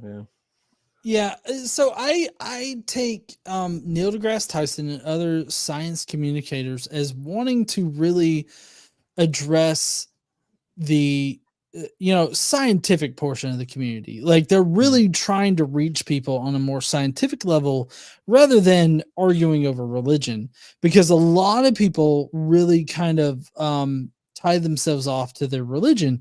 So if you can really appeal to the more scientific nature of people, I feel like you can more easily reach them, not to convert them away from their religion, but to, I guess, push them towards the more of a scientific, like, realism sort of side, like, to where they're not rejecting science outright for their magical wizard, but they're embracing science rather. And so that's what I see Neil deGrasse Tyson doing. He knows the audience that he's speaking to, which is a amalgam of both religious and non-religious people. And so distancing himself from the non-religious portion of the conversation, I feel like only helps him to reach the religious portion, which is currently convinced by creationism. And I think that's really what he's wanting to do. He's really wanting to convince people away from creationism. And even if you still believe in God, you are at least accepting of a scientific perspective of reality. And I think that's a really helpful thing. I think that what Neil deGrasse Tyson is doing is very good and can ultimately result in something positive. Yeah, it's casting the widest net. Yeah, I agree. I think I'm the only person up here who doesn't do like atheism on my channel. I just do zoology. I mean, I am an atheist. I have no problem saying it, but yeah, I want my stuff, to just reach people as, just as the science material, not as like I'm out here, trying to get you to be an atheist or whatever. So yeah. Right, because and I remember you saying this one time there, Jackson, is that atheism, like, you don't have to be an atheist in order to accept science. Yeah. Like, you can be a theist and accept science at the same time. And scientific realities, because science isn't geared towards disproving something that apparently exists outside of reality, because science is only really geared towards describing our reality. And I mean, while I feel that science can definitely show that, well, even if there is a God that exists, we haven't been able to detect him. And that's the reason why I don't believe. That's not saying, oh, God doesn't exist. And I feel like people that go out there and go out of their way to, engage in conversations with people that are religiously minded, but you're just trying to get them to accept the science as it exists, or at least accept the science as it has been proven to be correct. I feel like that can only help move our societies, like whether it's Canadian or Alabama, or the rest of Louisiana. us. Yeah. I feel like that can only benefit society. Yeah. I will say though that we had Carl Sagan who did both. And or Dawkins. Or Dawkins, although he's not casting a very wide net anymore. No, his net's getting smaller and smaller. Yeah.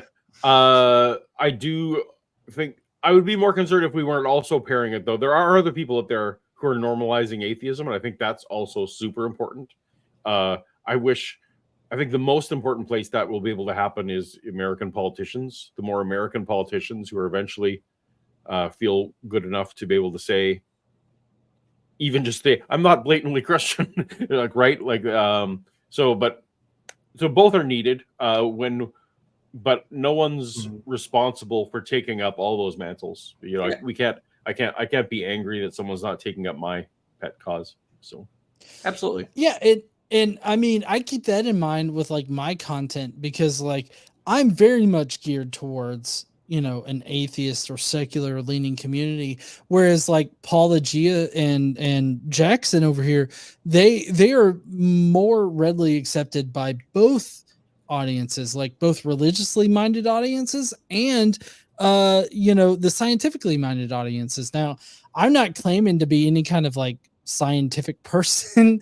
I mean, I am an engineer, but I guess that's more of applied sciences. But I feel like you guys do a lot more to bring religiously minded people in that maybe are convinced by creationism, or maybe are seriously considering creationism. You guys are bringing them into more of a scientifically minded mindset. And whereas I'm just focused on people that are already atheists, and we're just sort of having a good time thinking about how ridiculous some claims are. Well, so I mean, and all that is needed. It takes all types. Yeah, I needed Ricky Gervais and George Carlin to ultimately to get where I was, right? Like, so yeah. I will say, I've had like I've done one video with Inspiring Philosophy, and this was like several years ago. But like, because he's like, yeah, evolution is true. Abiogenesis happened in the past. We need to, accept these things and move on. It doesn't do us any good to. It's like you're saying to Christians, like it doesn't do us any good to argue against these things, right? We need to accept these are true. So yeah. All right, let's watch a little more. Okay. About the nurturing habits of animals that have been dead for 65 million years. She's sick of that. Right. Well, because that's what they are doing. Yeah. And you can learn a lot of things, and we're not saying that they're not doing some really good observation and good research. Right. But because they often have a... Sorry, what was that? Oh, he's like, can you? I thought we couldn't learn anything. It's just fossils. That's right, yeah. It keeps kind of going back like, oh, well, maybe we can learn some things. Worldview that is approaching from these things were millions of years old. Therefore, everything gets shoehorned into that worldview, and so they interpret everything in that way. I'll make it fit. And we're also not saying as Christians that we don't make assumptions. The pot calling the kettle black, if I've ever heard it, trying to shoehorn. My favorite argument is index fossils, because there are to date zero creationist arguments that deal with index fossils. None. Biostratigraphy and chronostratigraphy in general, like including magnetostratigraphy, creationists have no response to these. They just kind of say, well, that's cool. Weird. I don't know how that happened. Anyway, moving on. The flood. Well, but don't they still throw at you the old index fossils are circular because you're using the fossil to date the layer and the layer to date the fossil. I don't have to. You don't have to. You don't have to know anything about the age of the index fossil to know that they are in a particular stratigraphic sequence, right? I don't have to. It could be 10,000 years old or it could be 10 million years old. It doesn't matter to me. The only thing that does matter is the fact that this fossil is always 100% time above this other fossil, bar 0 examples. And that's all I need to make the argument, because then they go into, well, maybe it was hydrologic sorting or maybe it was environmental sorting. Nope, couldn't have been hydrologic because they're the same size, same density, so that doesn't work. Oh, maybe it's environmental. Nope, doesn't work. They live in the same environment, so why are they stacked? So for anyone who doesn't know, I'm going to try butcher index fossil. You can tell me where I'm wrong. So an index fossil is one, they call it that because it's found. So far, there have been no observations of that particular animal or that species outside of a certain geographic layer, I guess column is right, or layer, I guess is the right word. So I know I butchered that. So it's fine. That's roughly. So what's an example? So like Pachydiskis nubergicus is the ammonite that marks the last epoch of the Cretaceous, the Maastrichtin. So it's like, what is it, like 68 to or 70 to 65 million years ago, whatever it is. It's that very last epoch, the last like couple million years of the Cretaceous. And you find Pachydiskis nubergicus, this one ammonite, in only that layer, only those handful of millions of years. Or I guess you might say, if you're saying, well, okay, it's not actually millions of years, that one layer, that one stratum. Right. And the idea is that if the flood had happened, that there'd be a more even distribution, right? Right. We should expect other ammonites also, like, overlapping in time with this. But if you look at the layer below it, the Turonian, I think, you don't have that. That's not the next. That's not. There's like no Pachydiskis nubergicus in the layer right below it, and there are none in the layer right above it. Well, okay, so why is it just this one? And the easy answer is, well, that's when they lived. They evolved, from this other species. They lived for a couple million years. They died out. That's the easy answer. The shoehorn answer is like, trying to say, well, maybe it was hydrologic sorting, or maybe it was environmental sorting, or, and then when you knock down these other arguments, it's then they have to appeal like, okay, well, maybe we have to do future research on it. Right. Good luck. Yeah. Good luck with that research. Every single deer managed to make it up the mountain. Not a single one got trapped. Paul, do you know what the source was for that? That quote that was like, "It's hard to imagine like magnolias running uphill." Oh no, I don't. Was it Talk Origins? I can't remember. Anyway, but someone said that a long time ago. I thought it was very funny. Go ahead. Well, I was just gonna say, what's sad is that the retort to all this, or the response to all this, is basically, well, God's magic and he can do anything, and therefore that explains it all. And like, I'm not saying that this is good. This is like a good response, but like that's the canned response you're going to get from creationists if you bring all of this up to them. Like, why does this ammonite only appear in these particular layers in the geologic column? Oh, well, fucking magic is the reason why. Obviously, if God can create everything, then God can only have them appear in certain layers. Isn't that a better answer? Isn't that a better answer than, like, isn't it better answer to say, you know what, God put all the animals to sleep for a year, than to say, but then to say, or God changed the diet of pandas so that, for that year, right? Oh, like that, isn't that a better answer if you're holding on to this than to try and come up with, no, they totally brought loads of bamboo and they had them like down like, they should go to magic more since since they're going to miracles anyway. I mean, if you think about it, magic is a magical explanation. So like, you don't need logic, you don't need reason or anything like that. So like, magic is a perfect like explanation for things because you don't have to explain magic. Well, yes, but that is the problem in and of itself, right? Is when you back them into the corner of it's like, because they want to say, no, we have a a secular, a naturalistic explanation for how fossils could have settled in a particular way.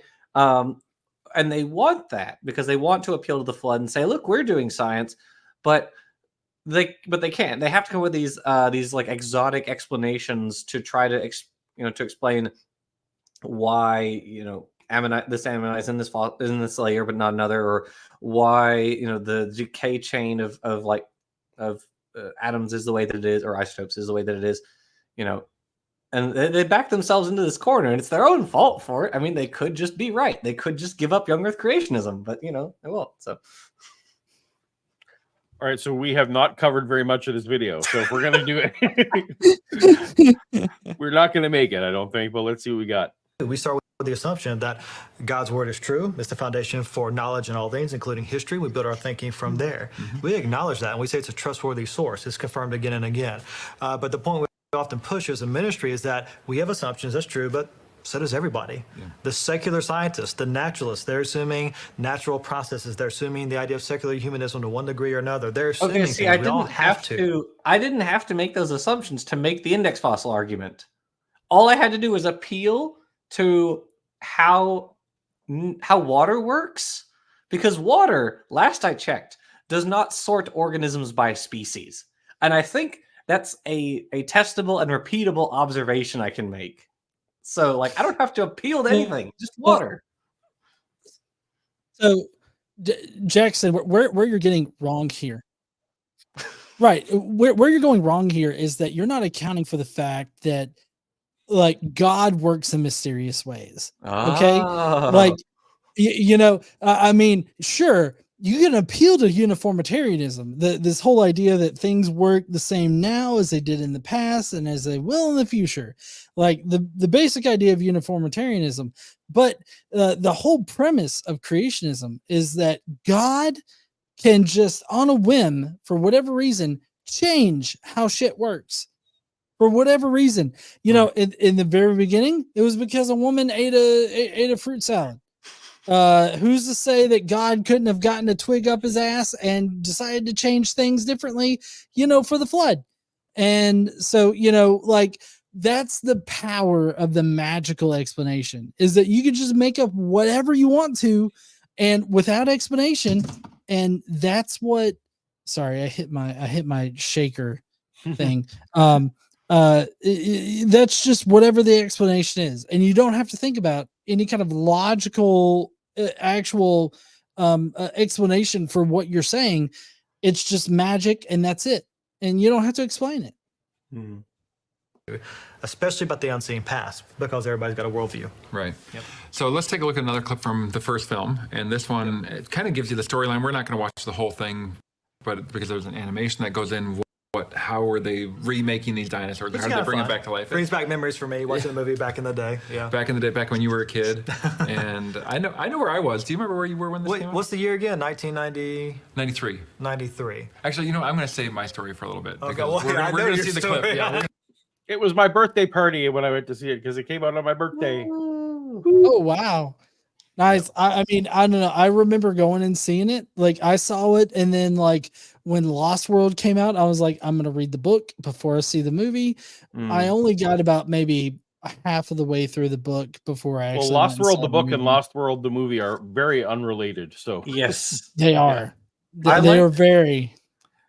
I think I like the first movie more than the first book, but the second book more than the second movie. I agree. Is my hot totally take. Agree. Yeah. Yeah. I read the first book after I saw the movie, and I mean, I don't know. I like the first book way more than the first movie. Fascinating. My birthday's on Memorial Day, so I always had good movies. That's so all the Star Wars movies came out on my birthday up until number 3, number 6. Okay. Anyway, I was fortunate that way, so I was just a nerd that was my birthday party. I always went to movies. Nice. Let's see the clip. That's gonna be fun. We'll see that. All right, so let's take a look at this scene from how they bring it back to life. So. What? Blood extractions never recreated an intact DNA strand. Not without master sequence counts. Your DNA from what source? Where do you get 100 million-year-old dinosaur blood? Where do you get 100 million year old dinosaur blood? So what they're going to do is explain in the video. There was some animation, which looks a little dated now, but you know, it's cool at the time. 1993. That is dated. Yes. So that they were able to get dinosaur DNA from mosquitoes that had bitten dinosaurs and then were fossilized in amber, so the blood was still there and kept intact, and they were able to get the DNA, which is a pretty cool idea by Michael Crichton, you know, the author of the book. Yeah, it's clever. I wish I would have thought of that for a book series. Yeah, that would have been pretty cool.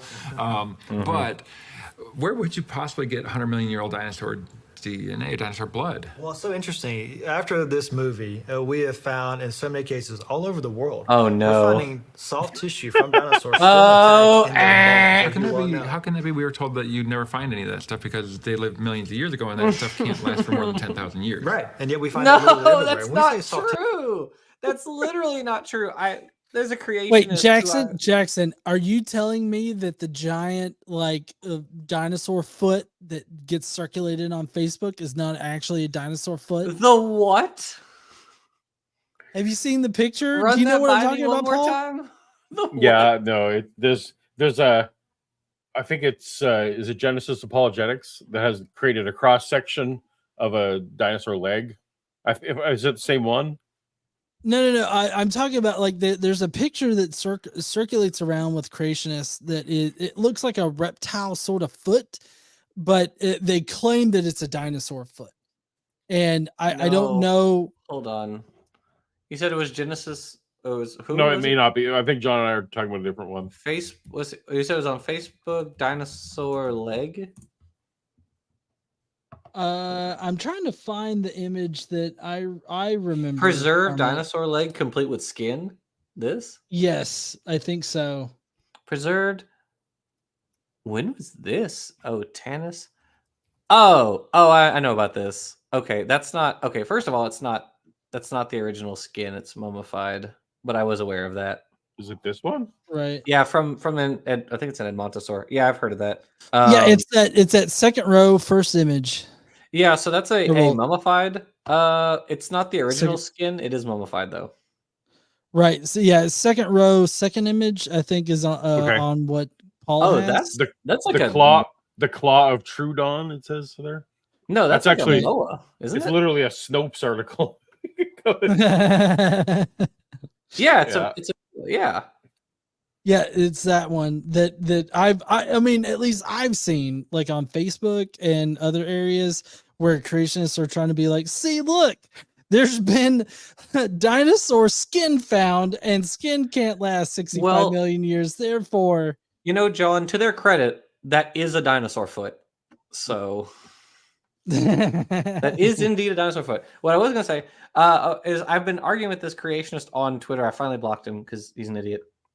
But he kept sending me this paper about Moa.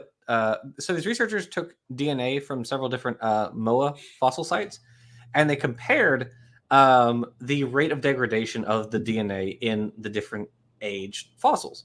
And so what they were trying to do is figure out like what is the actual rate of decay for DNA in fossils at certain temperatures. And so this creationist was like, aha, here this paper says that DNA can only last 10,000 years. It proves it. Okay, so I look at this paper, I read it, and I'm like, Table 1 says that DNA can last over 1 million years if frozen. Now, to no one's surprise, actually, the paper itself, the introduction of the paper actually references DNA that is 80,000 years old that was found in ice, and then the author, or I think the lead author on that paper was Alan Toft was his last name. He went on to do a paper several years later, which was that Greenland paper I mentioned earlier, where the DNA is 2 million years old because it was found in permafrost, just perpetually frozen. And they actually use the math from the paper, from that Moa paper, to say, so we expect that the DNA should have degraded by this much based on the calculations we did previously. So it's like, clearly, they are not saying that DNA can only last 10,000 years. And when I brought this up to the guy, and I was like, did you read this paper? Because Table 1 says this. He said, I don't believe that they found DNA older than 10,000 years. It's like, then why the frick did you give me this paper? Well, yeah. The artifice. It's the artifice of scientists. Right. So anyway, sorry. No, that's all good. That's what we're here for. We're not here for answers Tissue. to We're Genesis talking about people. literally pliable, stretchy tissue still inside. That's these not what it is, though. It's literally... Yeah, it's No, that's what I'm saying. Like that's what they're talking about. Is like this, like they perceive like this foot that has been found, and maybe there's other things that they're. Well, no, but they about like here. the Mary Schweitzer stretchy stuff, right? Where they dissolved it in acid. It was like for weeks. micrometers in length. Yeah. It wasn't tissue.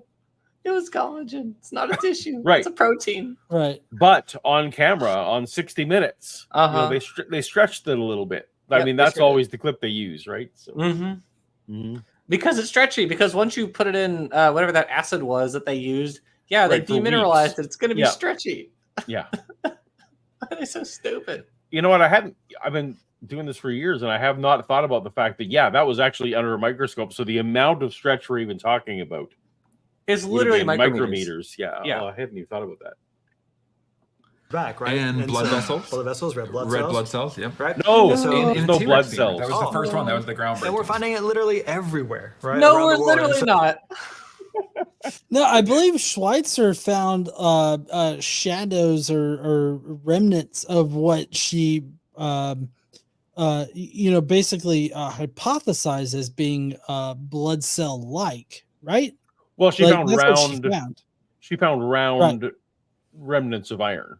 Yeah, it was Right, the heme, exactly. which is the molecule that actually does the oxygen transporting in our red blood cells. Yes, they found the heme because heme is a freaking it's an iron. Iron is a metal. Yeah. Why would the metal break down? Oh my Right. god. But it was and still they round, always John, represent. so Oh, Right, and they always represent it as like, oh, they found a whole ass blood cells that couldn't have lasted 65 million years. Like they always represented it as something that just could not exist if deep time wasn't a thing. I do want to shill Fazal Rana's book, Dinosaur Blood in the Age of the Earth, because Fazal Rana. I have that somewhere. While he is an old Earth creationist, he wrote this really, really good book on different preservation mechanisms for the biomolecules. Because there are a few different ways that you can preserve them. So one of the reasons is it's like if it forms a sheet where electrons can move very easily back and forth among the different molecules.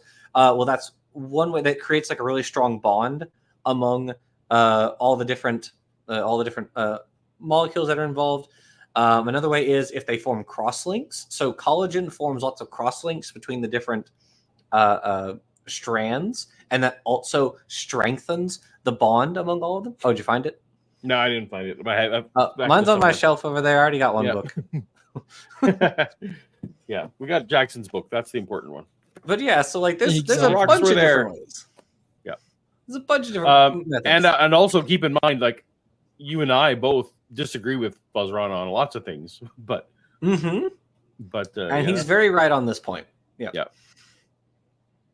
It's a great confirmation those things just aren't that old. Now, we should say, though, that unfortunately, in some ways, what happens in the movie is impossible. We cannot clone a dinosaur from the DNA we get from those remnants. Because if we could, I would be pulling up my Visa card and I would be wherever it is. I'm going. Yeah, that'd be awesome. Yeah. Can I give my spicy take? Can I give my spicy take? I think de-extinction's a bad idea. There's my spicy take. Okay, that's the extent of it. Okay, tell us why. There's no point. The things that there might be a point for things. Okay, if it's like a keystone species that went extinct recently and the ecosystem is collapsing because it's gone. Like, okay, all right, fine. I could maybe see that in that instance, but then you're bringing back like starfish, stuff like that. So who's gonna pay money for that? No, in terms of like non-avian dinosaurs, there's no point. Come on. For one thing, it's not going to be a non-avian dinosaur. It's going to be, even if we could, it would be an amalgamation, right? The same is true of like mammoths. If you like artificially select like Asian elephants to be hairier and have longer tusks, It's not going to be a mammoth. That's going to be an Asian elephant with long hair and tusks. Like, I think the money would be wasted on that when it could be spent like doing more paleontological research or paleogenomic research or something like that. Like, they're gone, and that sucks. Right. But we can study them. We can, if we turn those funds for paleontologists to actually go and study these things. That's cool. That's really neat. It's more useful. They actually had this very speech in the first Jurassic Park movie between John and Ian, where they were like, if I was bringing back the dodos, you wouldn't have a problem with that. And he's like, we're not talking about deforestation here. Yeah, we're talking about things. They had their chance. But dodos. Right. I mean, even still, like, I don't see a point for bringing them back either. Like, I mean, I don't necessarily about the mammoth meatballs. That's Jackson's hot take. So I don't want coffee tables in my house, and Jackson's against dodo birds. So that's where we're at. Well, so I'm against de-extinction too, but I mean that's primarily because like they went extinct for a reason, like as long as it's, I guess, natural, if you will. And so like throwing a new species in, or well, I guess new to the environment at least, I think can destabilize it and cause a lot of problems. I mean, we see this in a lot of different areas, like in Florida with I believe it's pythons. They're an invasive species, and then you've got several other different species that are considered invasive species. And I think that it can be like it can have detrimental effects. I just want to show you guys. Screw the dodo. We should be protecting the little dodo that currently exists. Hold on. Windows. Where is it? Why is it not opening? Window. Okay, I guess I'll just do that one. That one. Can everyone see the little dodo? The dunculus? Can you guys see it? Okay. This guy is called like the little dodo, the tooth-billed pigeon. This is an actual living relative of the dodo. We should be preserving them because I'm pretty sure they're like critically endangered. Yeah, look at that. These guys. Let's preserve them. Yeah. Or the Nicobar pigeon. That's another relative of the dodo. The Nicobar pigeon. Look at these guys. Look at that. It's gorgeous. Preserve those. We don't need to bring back the dodo. Let's keep the ones we have around. Okay. There you go. According to my dog, one of those is outside my window right now. My pup's going bananas, so I was muted there. All right, let's get back to these guys. Oh, where are they? I had to gather them back on stage. I want a better Jeep and a better cage for the Raptors, but other than that, yeah. I want one of those gyro things from the second one, from the Jurassic That is Park. pretty cool. Yeah. Oh, those were pretty cool. That would be pretty cool. I don't know if I'd fit in it, but all right. Well, let's take another look at another clip. And this one, Jeff Goldblum's character is the one that makes a lot of these statements, and where he's not in agreement with what the park is doing. He thinks it's dangerous. Of course, it turns out to be right. It's dangerous, but he is approaching things really from, it seems like, a naturalistic point of view. He's a chaos theory person, and that's his character. And he's going to make this because we don't have chaos theory in Christianity. Because God solves the chaos in our lives. So there is no chaos with God around, okay? Correct. That's just blasphemous to say that there's chaos. Right, exactly.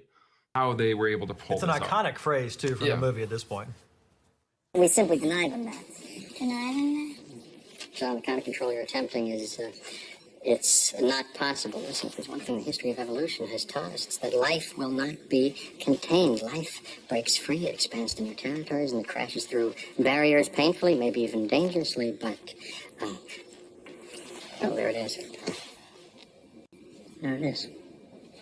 You're implying that a group composed entirely of female animals will breed? No, I'm simply saying that life, finds a way. And you know what? Those dinosaurs were trans. They were. I'm sure that would piss them off. Look at that. That's trans representation back in the early 90s. Paul, you're muted. My dog's still going nuts. That wouldn't surprise me if that comes up. It was the transgender or the transgender. That's right. Back in the day. If it weren't for the trans people, the dinosaurs wouldn't have killed anybody. But, yeah. So true. Yeah, we're beyond bathrooms now. We're on This is just how it starts. First, they Right. Slippery slope. And yet, are we told, like from an evolutionary perspective, it's really, and even in our day, like with people who are more like environmental activists, that life doesn't really find a way, that everything's being wiped out. The history of life wrong. That's simply not true. You want a proof against that? Look at the distribution of the brown rat. Look at Rattus norvegicus. Their distribution is like everywhere except the poles, right? Like they have thrived. Alberta. Yeah, they have thrived literally everywhere we've taken them. So life does find a way. The issue is the things that find a way are hardy species, right? So like the lionfish in the Atlantic Ocean, or Salvinia, which is a fern from Brazil that's been transported all over the world, or dogs or cats or feral pigs, right? Brown rats. These things do survive all over the place. They're invasive. But lots of species are not. Lots of species are not only not invasive, they have very, very, very tight parameters that they can only live under, which again is kind of an argument against like having to round a bunch of them up, because a lot of organisms are dependent on other organisms. So like there are certain species of moth that will only or that live in like the burrows of gopher tortoises, for instance. Like, you're telling me that like you guys had to grab the tortoise, but then also the moth, that it, had this relationship with it, and there's all sorts of stuff like that. So yeah, it would have been impossible to maintain these relationships, on the ark. So we are past the 2-hour mark. So I just want to Mark is the word I'm looking for. Jurassic Park. I was getting confused. You guys still good to go for a little while, or should we wrap it up? Either one's fine. Good for a little longer. All right, a little more. Earth is more about extinction than it is about life finding a way. And yet in this, from an evolutionary perspective, this is where the character is coming from. Life is going to break through these barriers. It's going to push on. So life breaks through walls like the Kool-Aid Man? Like the Kool-Aid Man, pretty much.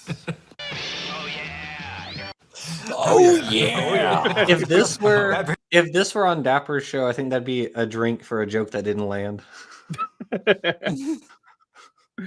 Well, I'm assuming what's happening is that these guys are just recording in a studio, and there's an editor somewhere like a week later who's looking for clips to put in. So it would have landed even worse. Right? That's all I'm saying, is in this room where they are. I'm assuming there's now like somewhere in the basement, although Answers in Genesis has bought a whole giant building now. But I'm assuming for now they're filming this in the basement of the museum somewhere. They really wheel in a popcorn machine when they're filming this one, and they wheel in a science cart when they're doing the science show. And, that's just an assumption. Brings back memories from my childhood too. All right. Yeah, and so the idea, it really, if life does find a way every time, then why care about extinction? Won't be an issue. And also in the secular evolutionary worldview, if evolution were true, then the main theme is survival of the fittest. Why care if other things die? And if we're at the top of the food chain, wouldn't matter. Who cares? Right? And again, you can push this. That's actually the creationist. Yeah, that's literally the God gave us dominion over the earth so we can do whatever the frick we want with it. Who cares if global warming is going to raise the levels of the oceans? Like, yeah, that's what they believe. Then he just said something about like the crazy environmentalists like a minute ago, and now he's like, oh, why would we care? Like, what? Do you have any coherence to your position at all, or is it all just like off the dome? Just whatever thought is in there. Even further, if evolution were true and there is no God, there is no absolute standard for morality. Why should you care about anything, including animals or extinction of anybody or anything? Now, from a biblical the only commandment that is about animals is about not boiling a goat in its mother's milk. All the other commandments don't affect animals. So I typically see your posts on Twitter, Paul, and like you'll post things. Hey, the same from me. But like you tend to post things like like something impacting us is like sufficient reason for us to be concerned about it, right? You can say it's one thing to say, "Oh, why should you care about like the morality of society if God isn't real?" Well, that impacts me. I care about surviving. I don't want to get stabbed and robbed. I'd hate to be pillaged. Like I want to live in an area where I don't think someone's gonna sneak in the night and murder me and steal all my stuff, right? Like isn't that reason to like have or to want a particular set of like moral codes or whatever in society? Very simple empathy is the answer for almost all of that stuff. Yeah, but also I have Wampa 77 has completely corrected me here. There's the do not cover your neighbor's ass in the donkey sense, although probably in the other sense as well. They don't watch it. No coveting. Also, Wampas didn't exist till 1980, so Wampa 77 doesn't make sense. That's all right. Perspective, should we care about the endangered species? We have the best reason to care. God tells us to care, to be stewards of this world, to care for the world, to care for animals, to make this world flourish. I don't think it says any of that. Does it say any of that, Paul? Does it depend on your interpretation of it? Vaguely, no. You're like there's some vague stewardship. Okay. Passages that you can point to, but that's not God's priority. It's clear, right. Like it's not. Yeah. Okay. I guess it's like it depends on how you interpret on your assumptions about the text. Right. Right. Okay. I got you. Yeah, and I think one thing to point out, a lot of times people, I think, misunderstand what we're saying here. That they think that we're saying every Christian is perfect at this and every non-Christian is terrible at this. That's not what we're saying. No, not at all. We're talking about what should be, what is consistent with our worldview. Christians should be caring about the environment, not to the point where we don't care about people anymore, but we should be caring about our environment. We should be good stewards of it.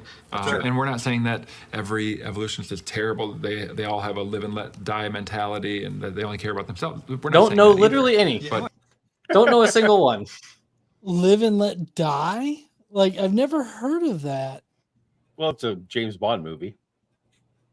I mean, I've heard of that, but I'm just saying, like, as like I guess a philosophy. Oh yeah, no, yeah. I've never. I mean, because that's how they're mentioning it, right? It's like a philosophy on life. Every atheist I know cares about the environment, and most of the atheists I know are pretty serious about environmental protection and reducing our carbon footprint and all this sort of stuff. And again, that's. If you take a biology class in college, you're gonna get that talk. Well, and I will say it's not an ethical thing. It's literally baked in their theology, right? So really, we all think about, okay, you're gonna go to heaven forever, but depending on your eschatology, God is coming to this earth, rebooting this earth, and we're all gonna live here, depending on how you interpret, some of that end time stuff. And so when you're in the mindset of, no, God's coming, so the world can't die before then, and then this is all going to get reset back to the perfect Garden of Eden method, then you're kind of like, well, yeah, my couple of plastic straws aren't going to, who cares? Right? Because live God's and let coming die. to reset it. Right. Yeah. So I've heard conservatives that are trying to push a Christian nationalist narrative. They said that and this was, I think that this was prominent back when we were proving that lead, like our leaded gas, was adding lead to our environment and causing a bunch of developmental problems in children. They were saying, well, God is the only one that can change our environment. So, and so therefore we can't change our environment in this kind of fashion. And this same kind of logic has persisted into the modern era where, I mean, maybe not AIG creationists, but creationists in general have used the whole logic of, well, only God can change the environment. Therefore, global climate change. AIG is on board with that. They are. Okay. Can I just want to read for a moment from the Texas Republican Party platform for 2022. And I quote, and remember, these are all Christians. And I quote, number 57, environment. We oppose environmentalism that obstructs legitimate business interests and private property use, including the regulatory taking of property by governmental agencies. We oppose the abuse of the Endangered Species Act to confiscate and limit the use of personal property and to infringe on a property owner's livelihood.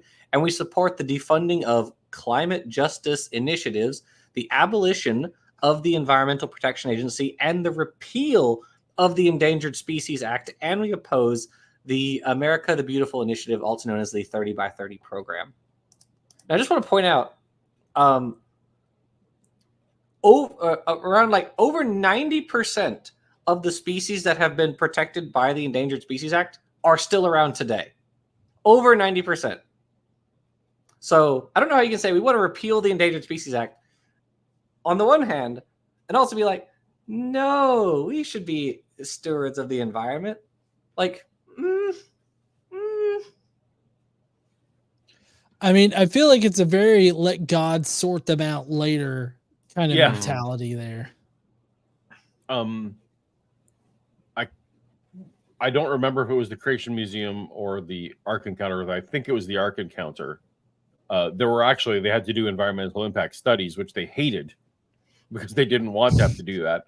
But I'm pretty sure there is a Kentucky residents, correct me if I'm wrong, but there actually was a particular type of bird that was in that area that they would have had to have like halt construction or like move, like if they found nests of a certain bird.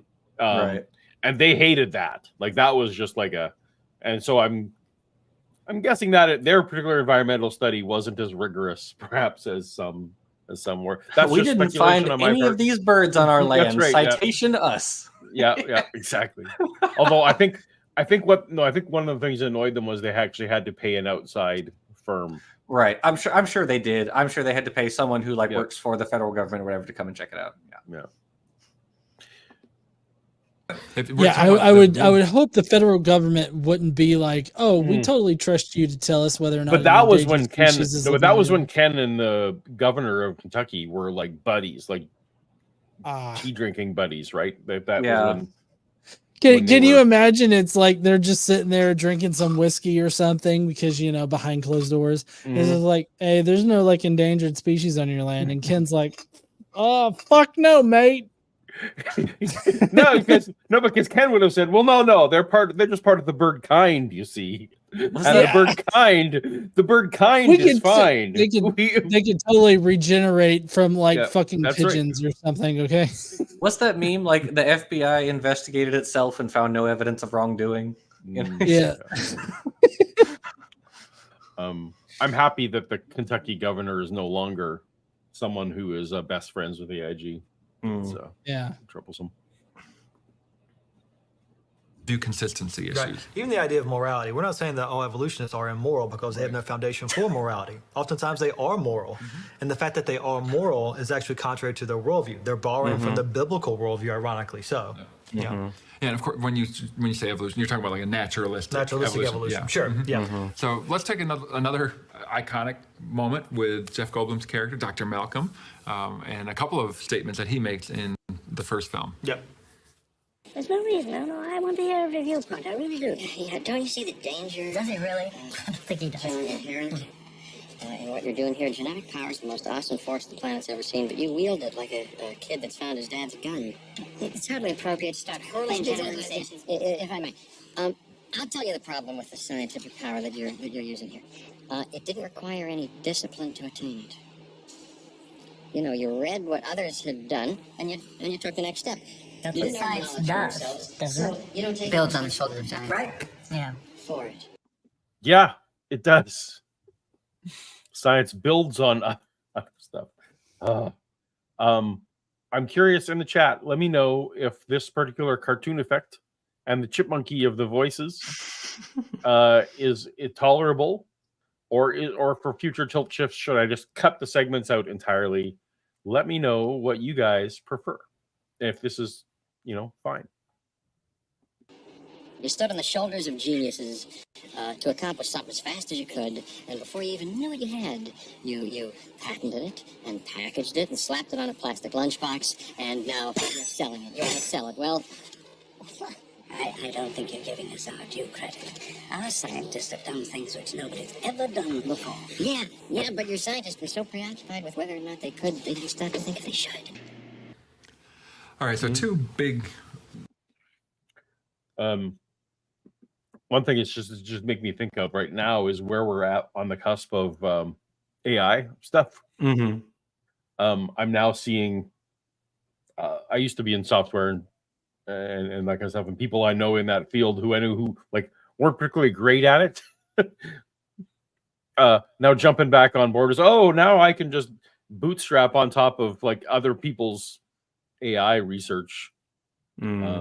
There's a lot of that going on right now. So there's definitely going to be some irresponsible people who didn't earn what they're building on.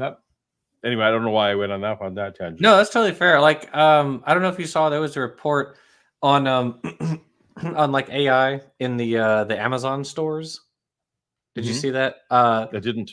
Oh, basically, like, so the idea for the Amazon stores was essentially supposed to be like, you put stuff in your basket and then you just kind of push it out and it like scans as you're going and just charges your card, right? Like that's the idea. And I remember that. And it turned out like 7 in 10 of those supposedly AI transactions are actually done by a company, like another company that Amazon had paid to do. Yeah, 7 in 10. So yeah. Funny. Well, and honestly, I feel like that section right there is more about capitalism than it is about scientific research. For sure, yeah, sure. And so like I totally get the analogy with AI, but I mean, I don't know. I guess as somebody that in my particular very specific field of work in computer and software engineering, I can't use AI like whatsoever. Like that's a non-starter for me. But I feel like it's more about like the capitalism of technology, right? Like, should we be developing this? And of course, the capitalists are like, well, I can make $40 billion off of this idea, so why wouldn't I make it? It's like, well, but then that'll probably cause the downfall of like society. And they're like, well, but I get 40,000 or $40 billion, so we're obviously going to develop it.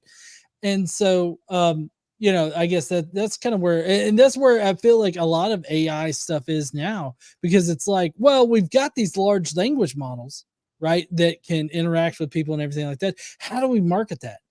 How do we sell that to the American public so that they give us their money?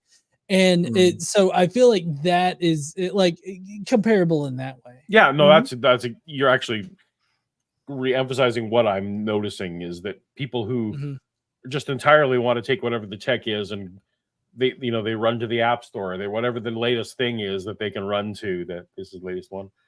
John, will you be able to, in your work, will there ever be a day when on-device LLM is something you can use? Like, because on-device LLM is something I've been playing with.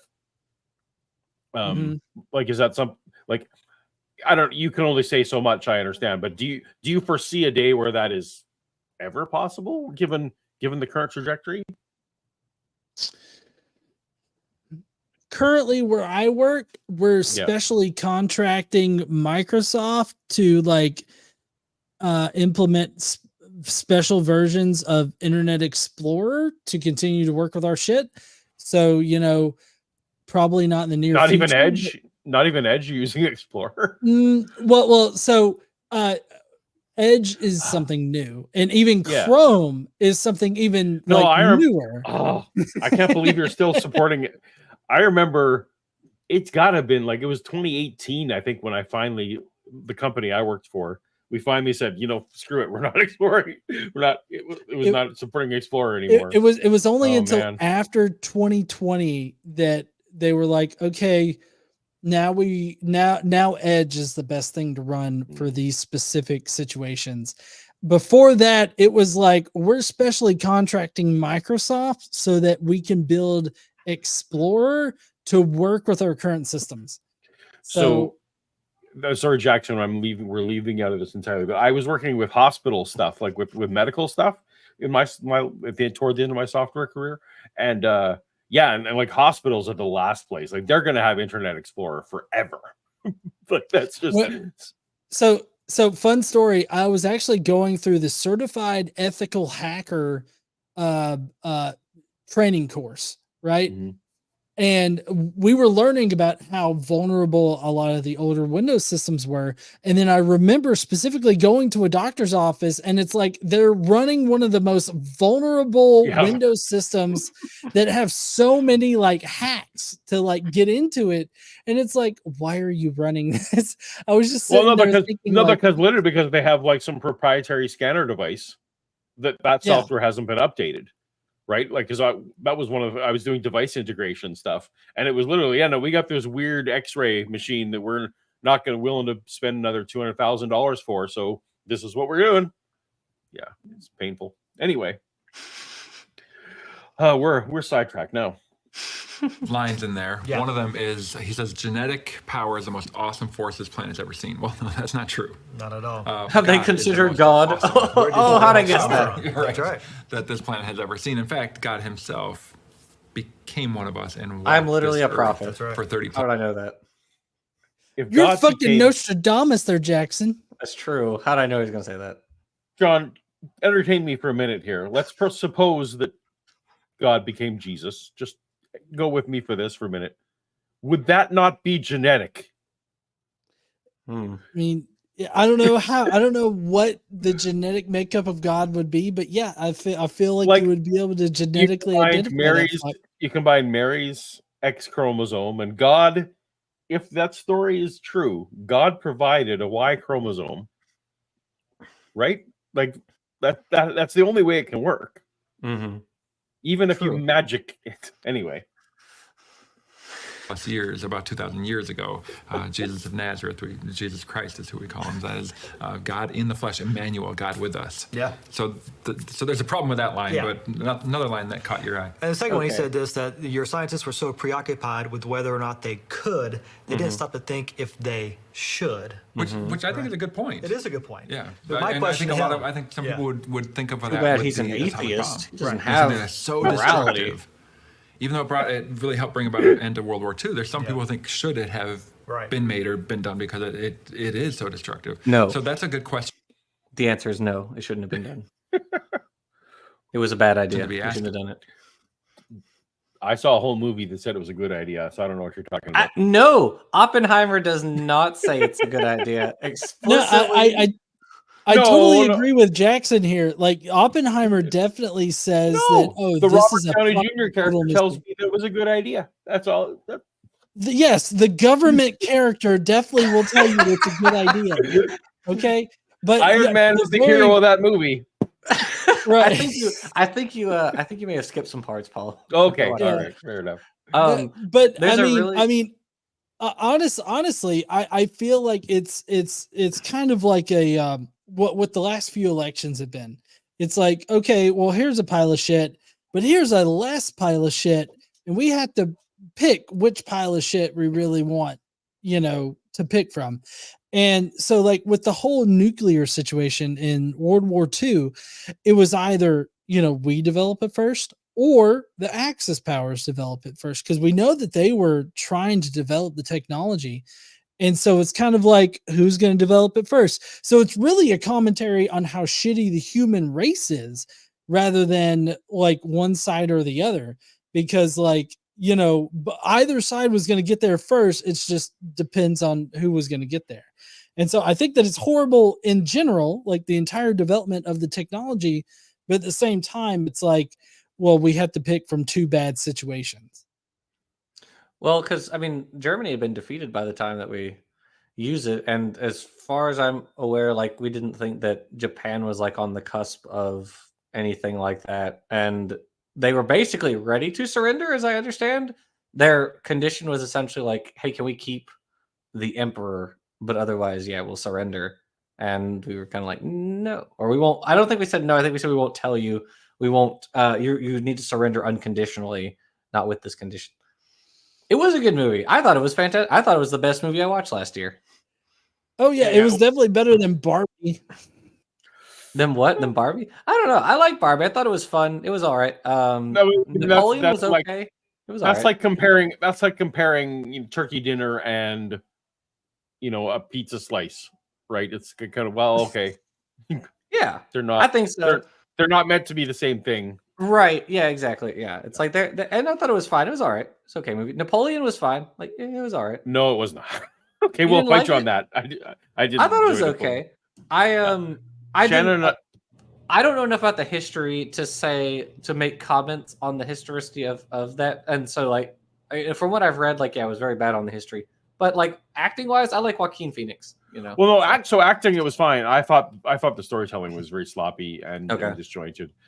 So Shannon and I have a tradition. It's been my tradition for a long time, and I brought it with me here that we watch every movie that's nominated for Best Picture. I've done that since the 90s. Since I was working in the film industry, that was just the thing. Because in order to vote for the Academy Awards, you have to sign that you saw all the films. And I worked on Academy campaign. That doesn't matter. It's my tradition. So anyway, we got so excited when Napoleon didn't get nominated because we tried watching it and we tried several starts, and then when it didn't get nominated, yay, we don't have to finish it. So we didn't actually ever. I actually haven't seen Napoleon just because I don't know, it looks like a film that would be boring to me. It definitely had parts of it where it was just kind of oh my gosh, can we? It was a long movie. And some parts of it, were there were battles and stuff, and there were parts that were non-battle scenes where I was I felt engaged, but there were also parts where it felt really slow, and that's why I said it was okay. It was all right. No, it's not terrible. It's just it's not terrible. It wasn't up to the same caliber. So since this is a movie, this is on topic, right? Because it's a movie show. The best movie, if you guys didn't see American Fiction in the audience and on the panel, of the Academy of the nominated films last year that didn't get a lot of attention, American Fiction was delicious. So go seek that one out whenever it's on streaming. It was great. So we are now at, I like to check on the half hours. So we're now at 2 hours and 30. American, I don't think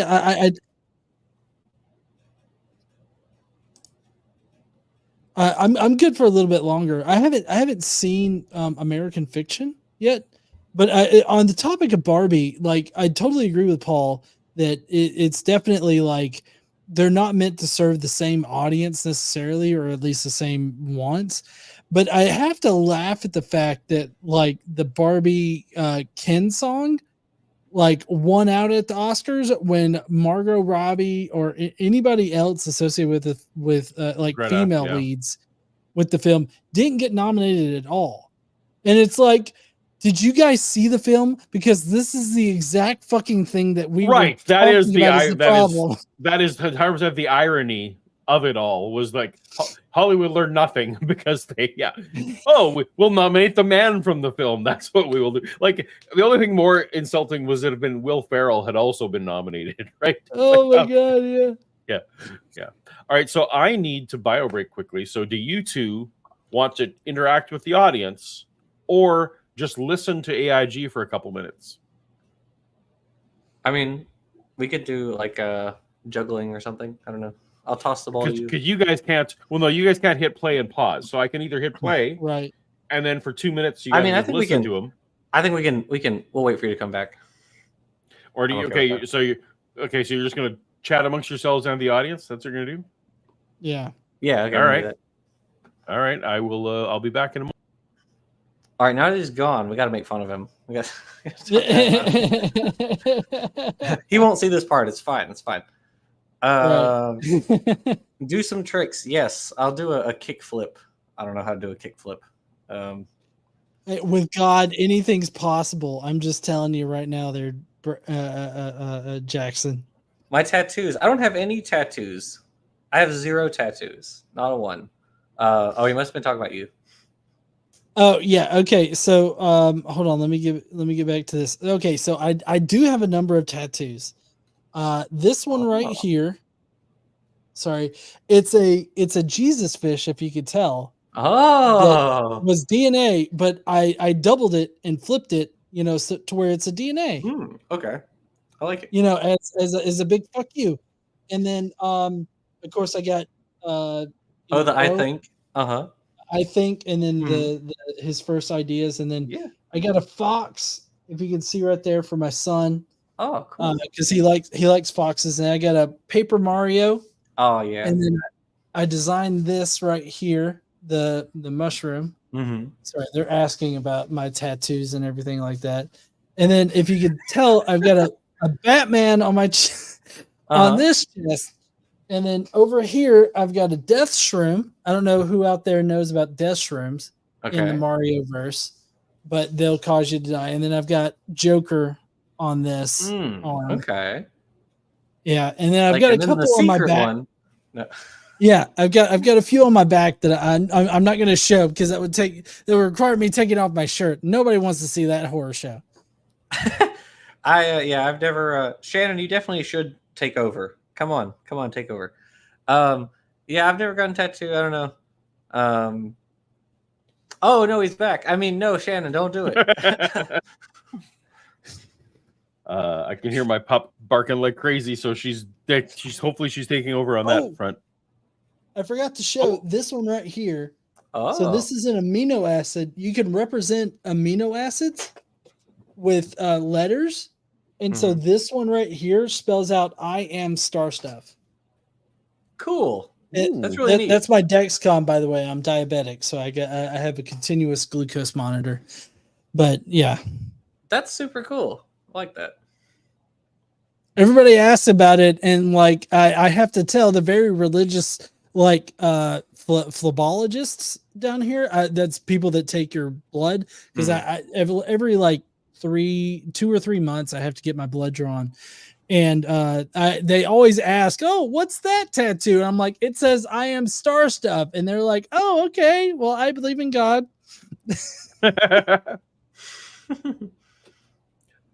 All right, let's get some more AIG. I think we're gonna go to the bottom of the hour, and then we'll be done. So let's see what we can see how much we can get. That ethical question, but it makes sense though in the biblical worldview, right? So with his particular character, which seems to be a naturalist, doesn't believe in anything supernatural, just evolution. Clearly, if he thinks genetic is the most powerful force, where does he get his morality? What is his source of morality? To say you should or should not do something is rooted in the idea that there's something good and something bad. It's almost there is no God. Sad then there how are no predictable absolutes. they are. Well, they're not I don't breaking know why up. they got to bring morality in this. They're not breaking out new material for the streaming audience. I don't think. Sure, you got to buy the book for that one. That's right. Yeah. I mean, do they not realize? And I don't know if you guys agree with me, but I feel like a Christian worldview is just as subjective as any non-religious worldview, because we're just choosing to base our morality in something different. And it's all subjectively based. Like they subjectively choose to base their morality in God and whatever God wants. That gets them into trouble, as William Lane Craig knows, with him claiming that it's better to kill Canaanite babies than allow them to live. But for that's like not atheists, the claim. That's the claim. The claim is that if God says to do it, then then you should go ahead.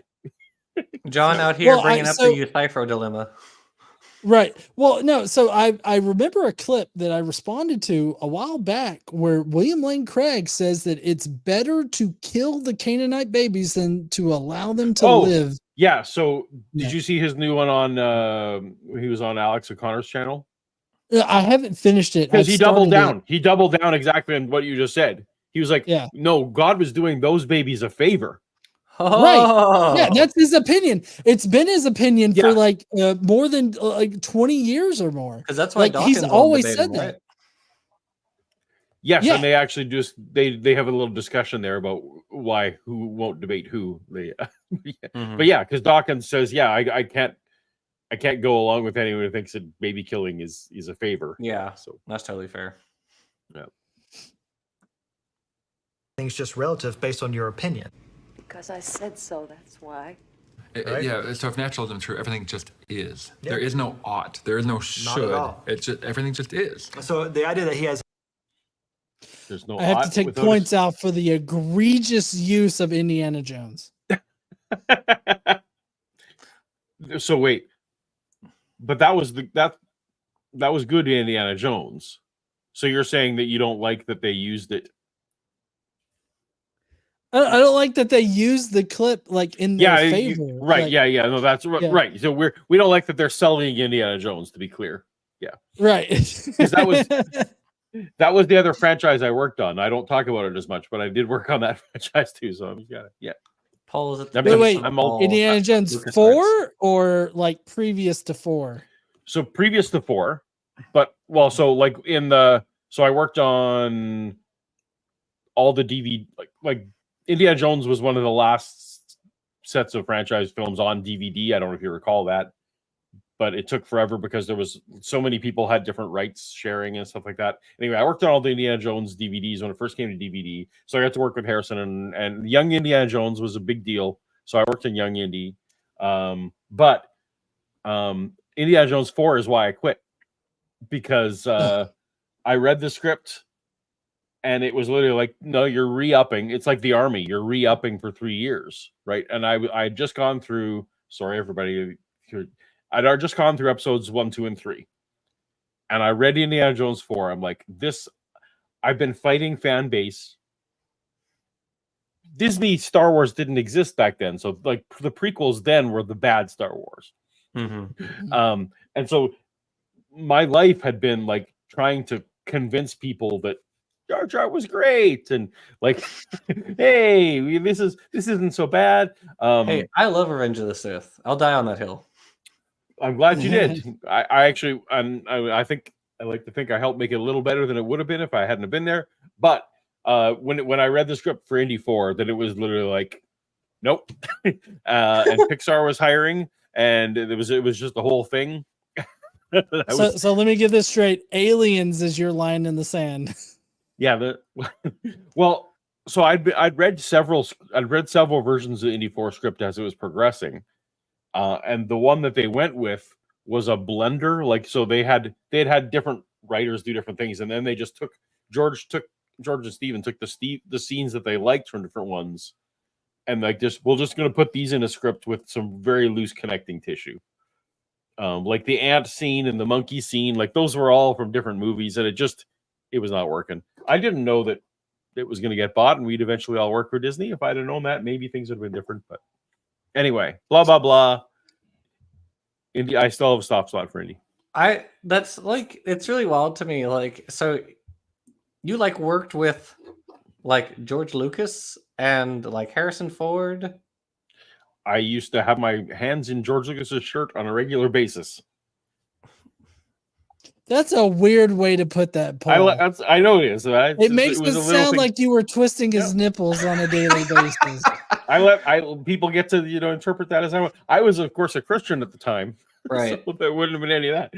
No, you had to have certain security clearance to be in the George meetings, and so those of us who were in the George meetings, we had to pull double duty. So I would sometimes do boom mic stuff and or lapel mic stuff while we were in the meeting, because George, and it was just one of the great thing about him was like literally every meeting he was in, he had recorded, because you never knew like when it was going to be good for like a DVD extra thing. He was very serious about documenting this stuff. So you were like top level at like LucasArts.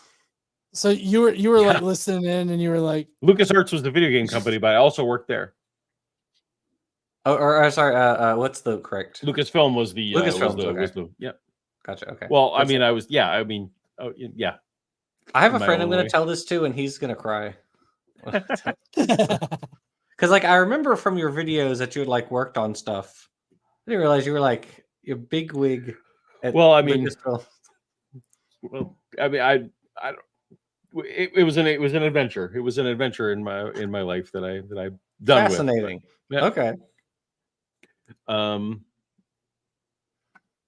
Yeah, I'm not. This one's not that story. I'm not tonight, and maybe never. But there is a story. I don't know what that is. you know what Mensa is. I know what Mensa. Yeah, I know what Mensa is because Charles Jackson's always talking about it. That's right. So. Yeah, then that's actually part of where it went. Was like literally like, at what point? What are you compensating for that you need to have a Mensa card, right? Okay, fair enough. at some point, it's literally a pawn to shut people up. Like, are you in Mensa? I didn't think so. Yeah, no. So, I've been in the room with some very, very, very smart people in my life, and not a one of them ever told me they were smart. That's because they overcompensate. They don't need to overcompensate. Like, I mean, they are smart, so they don't need to be like, well, I'm exactly right. Yeah, like that's true. Yeah. Without name dropping. Yeah, we're gonna not anyway. We're going. He's pretty passionate in the clip too. He's banging the table. Right? He's kind of outraged about the whole thing. There's a moral gumption behind it, but where's that morality come from?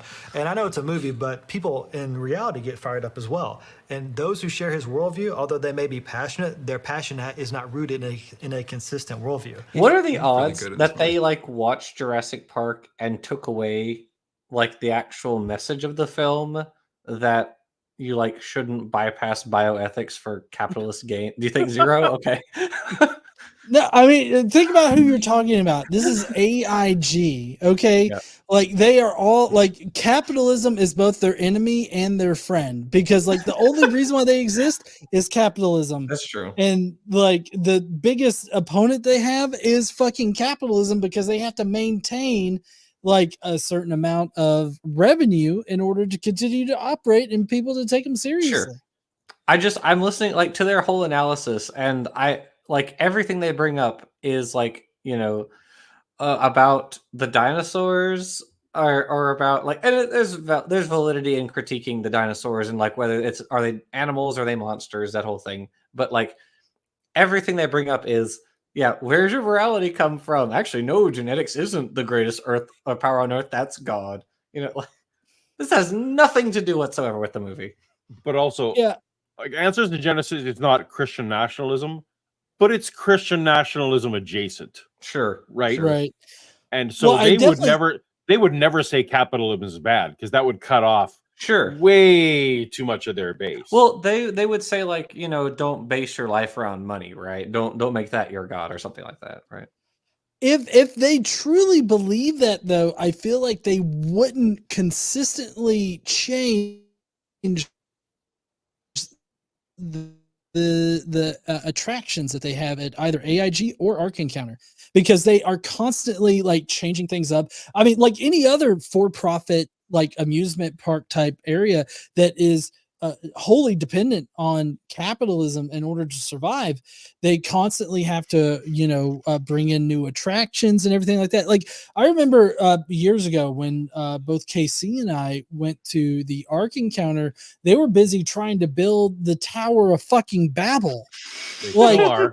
They still are. Yeah, the Tower of Babel attraction at the Ark Encounter, and like they were going to use it to teach people how apparently different languages came into existence. And they didn't learn anything from the story.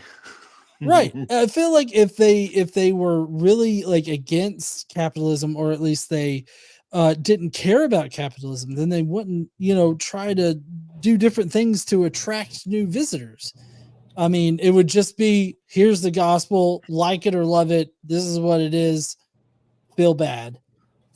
Well, I'm sure they recognize the inherent need to like keep their operations running so they can reach, you know, millions of people. At which, you know, Yeah. I'm sure they would say like we have to use the tools that are available to us in this fallen world to reach. You know, at least it's not as bad as Dinosaur Adventureland here in Alabama. Okay? People die there. At least they care about the public safety. Oh God, yeah, you're Cam's right. got enough money that if someone died there, he would be able to cover it up. Obviously, they like Answers to Genesis is $180 million a year business, right? So you can't like that's a pretty big 501c3. That's at that point you're not, and they also have a for-profit branch because they do different activities in their for-profit, non-profit. Because in the for-profit branch they can get away with some certain tax exemptions, sure, but their hiring practices, which they want to be their prejudicial hiring practices, they need to have a commercial entity so that they can definitely discriminate on that side. So they play very fast and loose with both of those sides. I think the worst thing they do is, and this is very little publicized, and this is on me, I should do it more. They're very predatory on seniors. Okay. And it's specifically about wills. So one of the things they very much do is when you sign up for the newsletters, you go to the attractions, and they see if you're in like the 60 plus category, they will literally keep peppering you with messages like, do your children believe in young Earth? And if they don't deserve, if your children have fallen astray, they're going to waste your money and they're not going to do right with it. If your children are not following along with your current beliefs, you better leave us that money. And they're very predatory about changing people's wills. And that's one of the practices. I need to talk about that more. Yeah, please do, because you like I don't know, broadcasting, I guess, like Hemet Meta way back in the day when the like Arconomics stuff, that was great. Right. I loved all that stuff. That was hilarious. You know, like Ken Ham selling the park to himself for like $10, whatever, and then the city being like, unless you want us to, or you want us to like charge you for the land that we subsidized, you better sell it back. You know, that was great. I love all that stuff. Yeah. If it wasn't so sad, but they elected a weird president, and all of a sudden that stuff seemed less wacky. I think we missed the super chat. Brain Cramp, thank you for the $5 super chat. AIG stopped building the Tower of Babel because due to communication breakdown. Yeah. According to their latest some of their latest updates with investors that they have, that is still on. I don't know exactly in what form it's going to take. I think they're just building a model of a ziggurat. I think is what they're doing. But they don't want to get it too close. When I went to the Ark encounter, like there was literally nearly nobody there, and they had 3 jackasses there, like 3 donkeys is what I'm saying. Like I feel like there wouldn't have been 3 donkeys on the Ark. Like I don't think that those were part of the groups that would have been part of the 7. Right? Would donkeys have been? Because you can't eat them, right? Because it was the unclean had the 7, or the clean. Right. The that's clean what animals I thought. you could eat. Yeah. Yeah. I don't think you're allowed to eat donkeys. I thought you were hoping you saw like Ken Bodie and Nathaniel Jensen or something. Sorry. They have big. Were you there when they had their giant like conference center? Because like now they're making their money doing conferences and stuff there. I don't know if they had the conference center. I just, I mean, I went through the entire park and we went through everything. I don't remember a conference center. Did they have the Rainbow Arc yet? Did you walk through a big they built a big rainbow archway that you have to walk through to get to the Ark now? Totally not gay. Oh, not gay no, I definitely didn't have to do that. The biggest thing that we saw when we went, this was like 2018 or 2019 or something like that. And it was when they had the dragons, like the dragon displays and everything like that there. I don't know. I think that was probably before the rainbow, because we didn't have to walk through the rainbow. There was a triceratops at the very front of I guess that was a creation museum. Definitely not at the Ark encounter was there like a rainbow anything.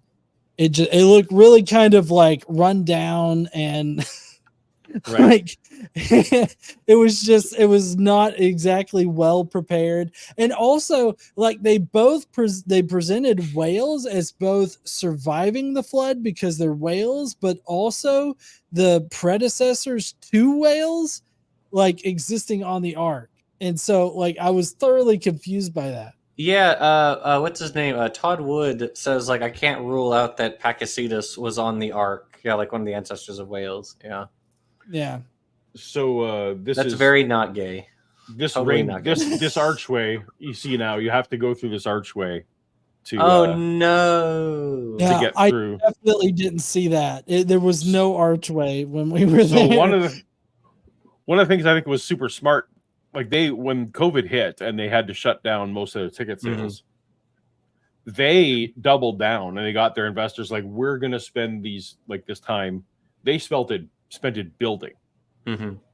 So they have this massive behind here. They have this massive 20,000 foot convention center where they can just host Because I think, as you say, John, right? Like, how many times can you go if you're one of the faithful? How many times do you go see the Ark? Like, you can only go once a year. You're not going to go every weekend. So they found other streams of revenue. So they built an observatory and this massive convention center. Anyway, part of what they built was this funny rainbow thing, which is, that was part of their Take Back the Rainbow. Yeah, can you imagine being like a father and being like, all right, kids, let's go and see the Ark Encounter and figure out how horrible we all fucking are for the 12th fucking time. Yeah, right? Yeah. That they it's not quite repeat like a Disney or something, right? Where you want to. Right. They had, I don't know, whenever you were there, Paul, because I think I remember you going there. I was there before you, I'm sure. Yeah. Yeah. They had this entire exhibit dedicated to like how depraved mankind was. And so it was like, it was like some current event stuff and then like projected future event stuff. That was the one where it was like the brick on the walls, and they had like black and white film footage, but some future. Yeah, that one. And like just randomly words like abortion, just words. Like, oh, I'm supposed to. Yeah, and then like they had like different exhibits for like Adam and Eve and the entire story for that. It felt like the Stations of the Cross. Like me, I'm a former Catholic, so like the Stations of the Cross were a big thing when I was growing up. But this was like, they had different things, and like it was Adam and Eve and like the Garden of Eden. And then I remember getting to this one part, I believe maybe this was in the Creation Museum, but I remember getting to this one part, and it's like there was this dragon fruit, right, that they had that was representative of the fruit. That's right. And like, yeah, and then it had this weird serpent creature, and then like Adam and Eve were like in this pond and they were eating the dragon fruit, and like now that's having actually eaten dragon fruit, like I don't know why they would have eaten it and be like, this is good. Well, that was Ken Ham. They wanted to get away from the apple, right? Like they wanted to make you not think about because an apple isn't necessarily right. Traditionally, it's represented as an apple, but it just like the actual text just says it's a fruit of some kind. Right, exactly. So they wanted to just like they try and go with they don't want people to think about the bathtub arcs is one of their big things that they want people not to. The what? The bathtub arcs. They don't like in Sunday school when like do people depict the ark as basically a couple of bus lengths and like the giraffe's necks are like everyone's on the deck. Right, the penguins and it's shaped like a big letter U. Okay. Because they think that reinforces that it's a silly story, as opposed to their very that's what they think. As opposed to their very serious boat-shaped building that's anchored to 3 other buildings. right. Of course. Yeah, we gotta get rid of all that silly stuff. Yeah, obviously, that's the most ridiculous part of the entire thing. Exactly. Who is it? I think it was actually you, Paul, who posted the like how they have a video where they're like, this is like the arc described in Utnapishtim's global flood story. That's ridiculous, isn't it? Like a square arc? Are you kidding me? So silly. Anyway, here's our arc. It's totally fine. I think wasn't it correct me if I'm wrong, Paul, but like the way that Ark Encounter has the arc created, it's actually got attachments onto it that only existed like in the age of exploration, like the stern, I think maybe like the I can't remember. I can't think. Yeah, no, the specific like the specific shape of it is they've used nautical technology that was obviously like and knowledge. It's obviously like at least 1500s and later, right? But what they're trying to say was, well, can you prove that God didn't tell Noah not to use an optimal shape? It's freaking magic. Yeah. So obviously, when you're talking about magic, God revealed the perfect shape for a fucking boat. You can't just like the thing is, well, God, in the Bible, it's just recorded that basically Noah just got the length, width, and height. That's all he got in the instructions.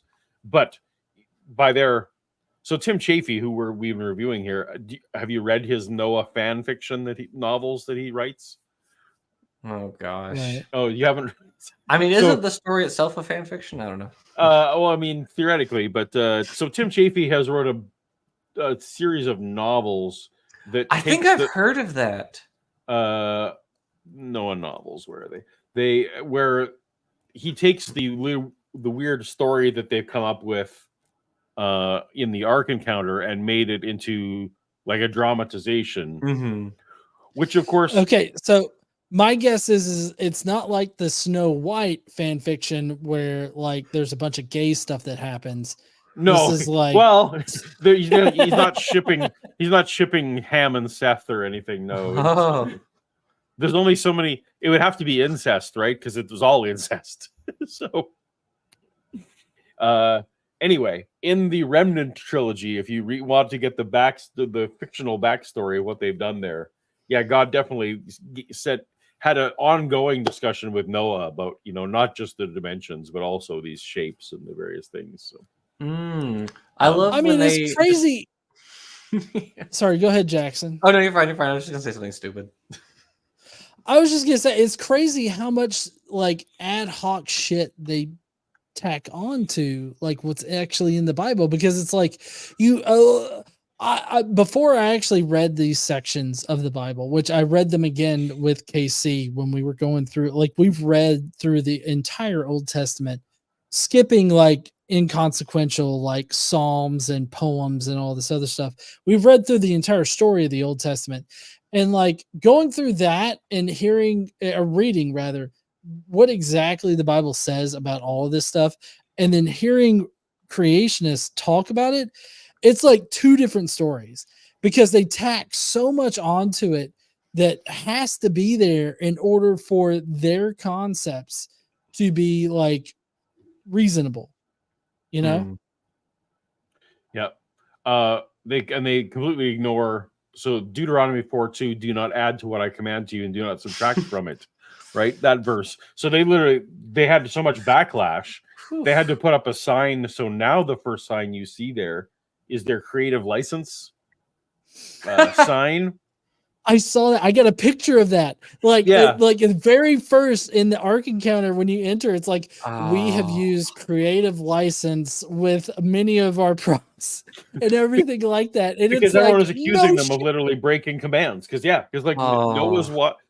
Noah's wife didn't have a name, and you're calling her Naomi or whatever it is that they're calling her. That's yeah. Perfect. They have like entire. Well, I mean, I know that you've covered this, Paul, but they have a whole like rooms that they've constructed for all of the members of Noah's family. Yeah. But not only that, but they have processes for like dealing with like all the animal shit and everything under like the that. one window. Right. Yeah. And it's like, where does God lay that out in the Bible? You have to. I did not know that, and that makes me so happy. I'm so glad that I now know this. I feel enriched. Oh, they have like an entire section dedicated to cages that whole animal sculptures are like built in, and it's like, oh, this is the predecessor for like cats or the feline family, or like and like I was saying with the whole whale thing, like they had an entire cage that was set up for the predecessor to the whales, totally disregarding the fact that they also said in the Ark Encounter that whales didn't need to be on the Ark. Yep. We do have a super chat from Rosina. Slashfic is a subset of fanfic, which is true. Yep, not all fanfic is slashfic, but a lot. A lot is. And on that note, we have reached the bottom of the hour, and we've had this lovely discussion about the Ark Encounter. I feel like we don't need to go back to Tim and Brian. We're just going to let them fade off into the background. We can maybe do a part 2 one day if we feel like it. Because we covered roughly half of their episode. Yeah, well, I mean, it was really disappointing because they were going back. Like, it's not like they covered one movie and then they covered the next movie or whatnot. They were going back and forth between 1 and 2. Right. trying to connect the two. Well, I know that they're connected, like they're in the same like Jurassic Park universe kind of thing. But I mean, they were doing a movie review, but they were kind of mixing up both of them. The first two, at least. And since I had to cartoonize, I know that they had a couple of clips from 3 as well, which is like, why? 3 was like purely just an action film. There was nothing philosophical in 3, but it's just as get pteranodons on the screen. Apparently, there were multiple names for Noah's wife. Fascinating. In the Ark Encounter or in the Bible? The Genesis Rabbah Midrash lists Naamah, the daughter of Lamech and sister of Tubal-Cain, as the wife of Noah, as does the 11th century Jewish commentator Rashi in his commentary on Genesis 4:2. Gotcha. Gnostic literature of the first few centuries AD calls Noah's wife Noria, including texts ascribed to her as reported by Epiphanius. Maybe that's why I thought it was Naomi. That sounds about right. But I think that's interesting that it's like different I don't know what you call them, I guess traditions or literature give her different names. That's kind of neat. You know, honestly, what I don't understand is like why, like a lot of creationists say that, oh, well, there was, humans had the perfect genome up until original sin. And then after that point, like shit went sour, right? Why doesn't this whole, like, it feels like Noah would have to have a perfect genome in order for Noah and his whole family to like fuck themselves into populating the entire world. Like it doesn't make sense to me, but I'm just an engineer. If you guys haven't looked up the Book of Enoch was written in the time of exile, the Babylonian exile, roughly. And it was a retelling of Genesis and Exodus through the eyes of Noah's father. Okay. And so a lot of that stuff I know goes back to the Book of Enoch when they were trying to basically make sense of Jewish history in light of the fact that they didn't have their territory anymore. Can you imagine Noah's father's like, I don't remember what Noah's wife's name was. Naomi, Nahiri. I don't fucking know. Yeah. She could have been one of those blue avatar fucks. I don't know. 3rd century BCE, I think is post exilic. I don't know. It was in the that whole after they lost and then went back, I guess. Second Temple period, probably. Anyway, I've had enough rum and coke to get through the show and to not be as sure on my history as I used to be. So it is almost 1 o'clock in the morning for me. So I am going to sign off. Jackson, tell people what you're doing these days and where they can find you if they want to see more of you. What I'm doing these days, working. That's all I do is work. But you can find me on YouTube at Jackson Wheat. I don't have a cool name. Like Godless Engineer or Paulogia. It's just me, Jackson Wheat. I'm lame. If my name was Jackson Wheat, I would go with it too. That's pretty cool. I don't do as many whale sex videos as I used to.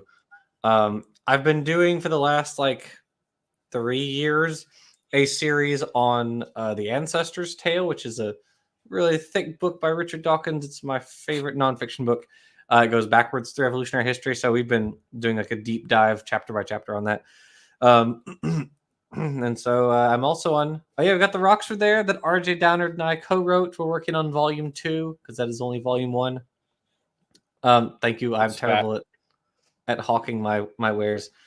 Apparently larger than Gary Habermas's book. I take that as a point of pride. I enjoy being larger than the competition. Gary Habermas's book is on the resurrection. Let's see where you are. Oh, you're not. Oh, no. He's a little fatter. Oh, man. Now I feel let down. Okay. Yep. And then I'm on Twitter. Again, I think it's Jackson Wheat 1. So cool. And Godless Engineer, even though we are on your channel, some of us are on your channel. Let the rest of us know where you are. Right. Sorry, I lost my my Oh, yeah, no my worries. headset for a second. So yeah, I just Godless Engineer. I have a video coming up this week where I'm actually responding to Than Christophilus. He recently debated Matt Dillahunty on the resurrection.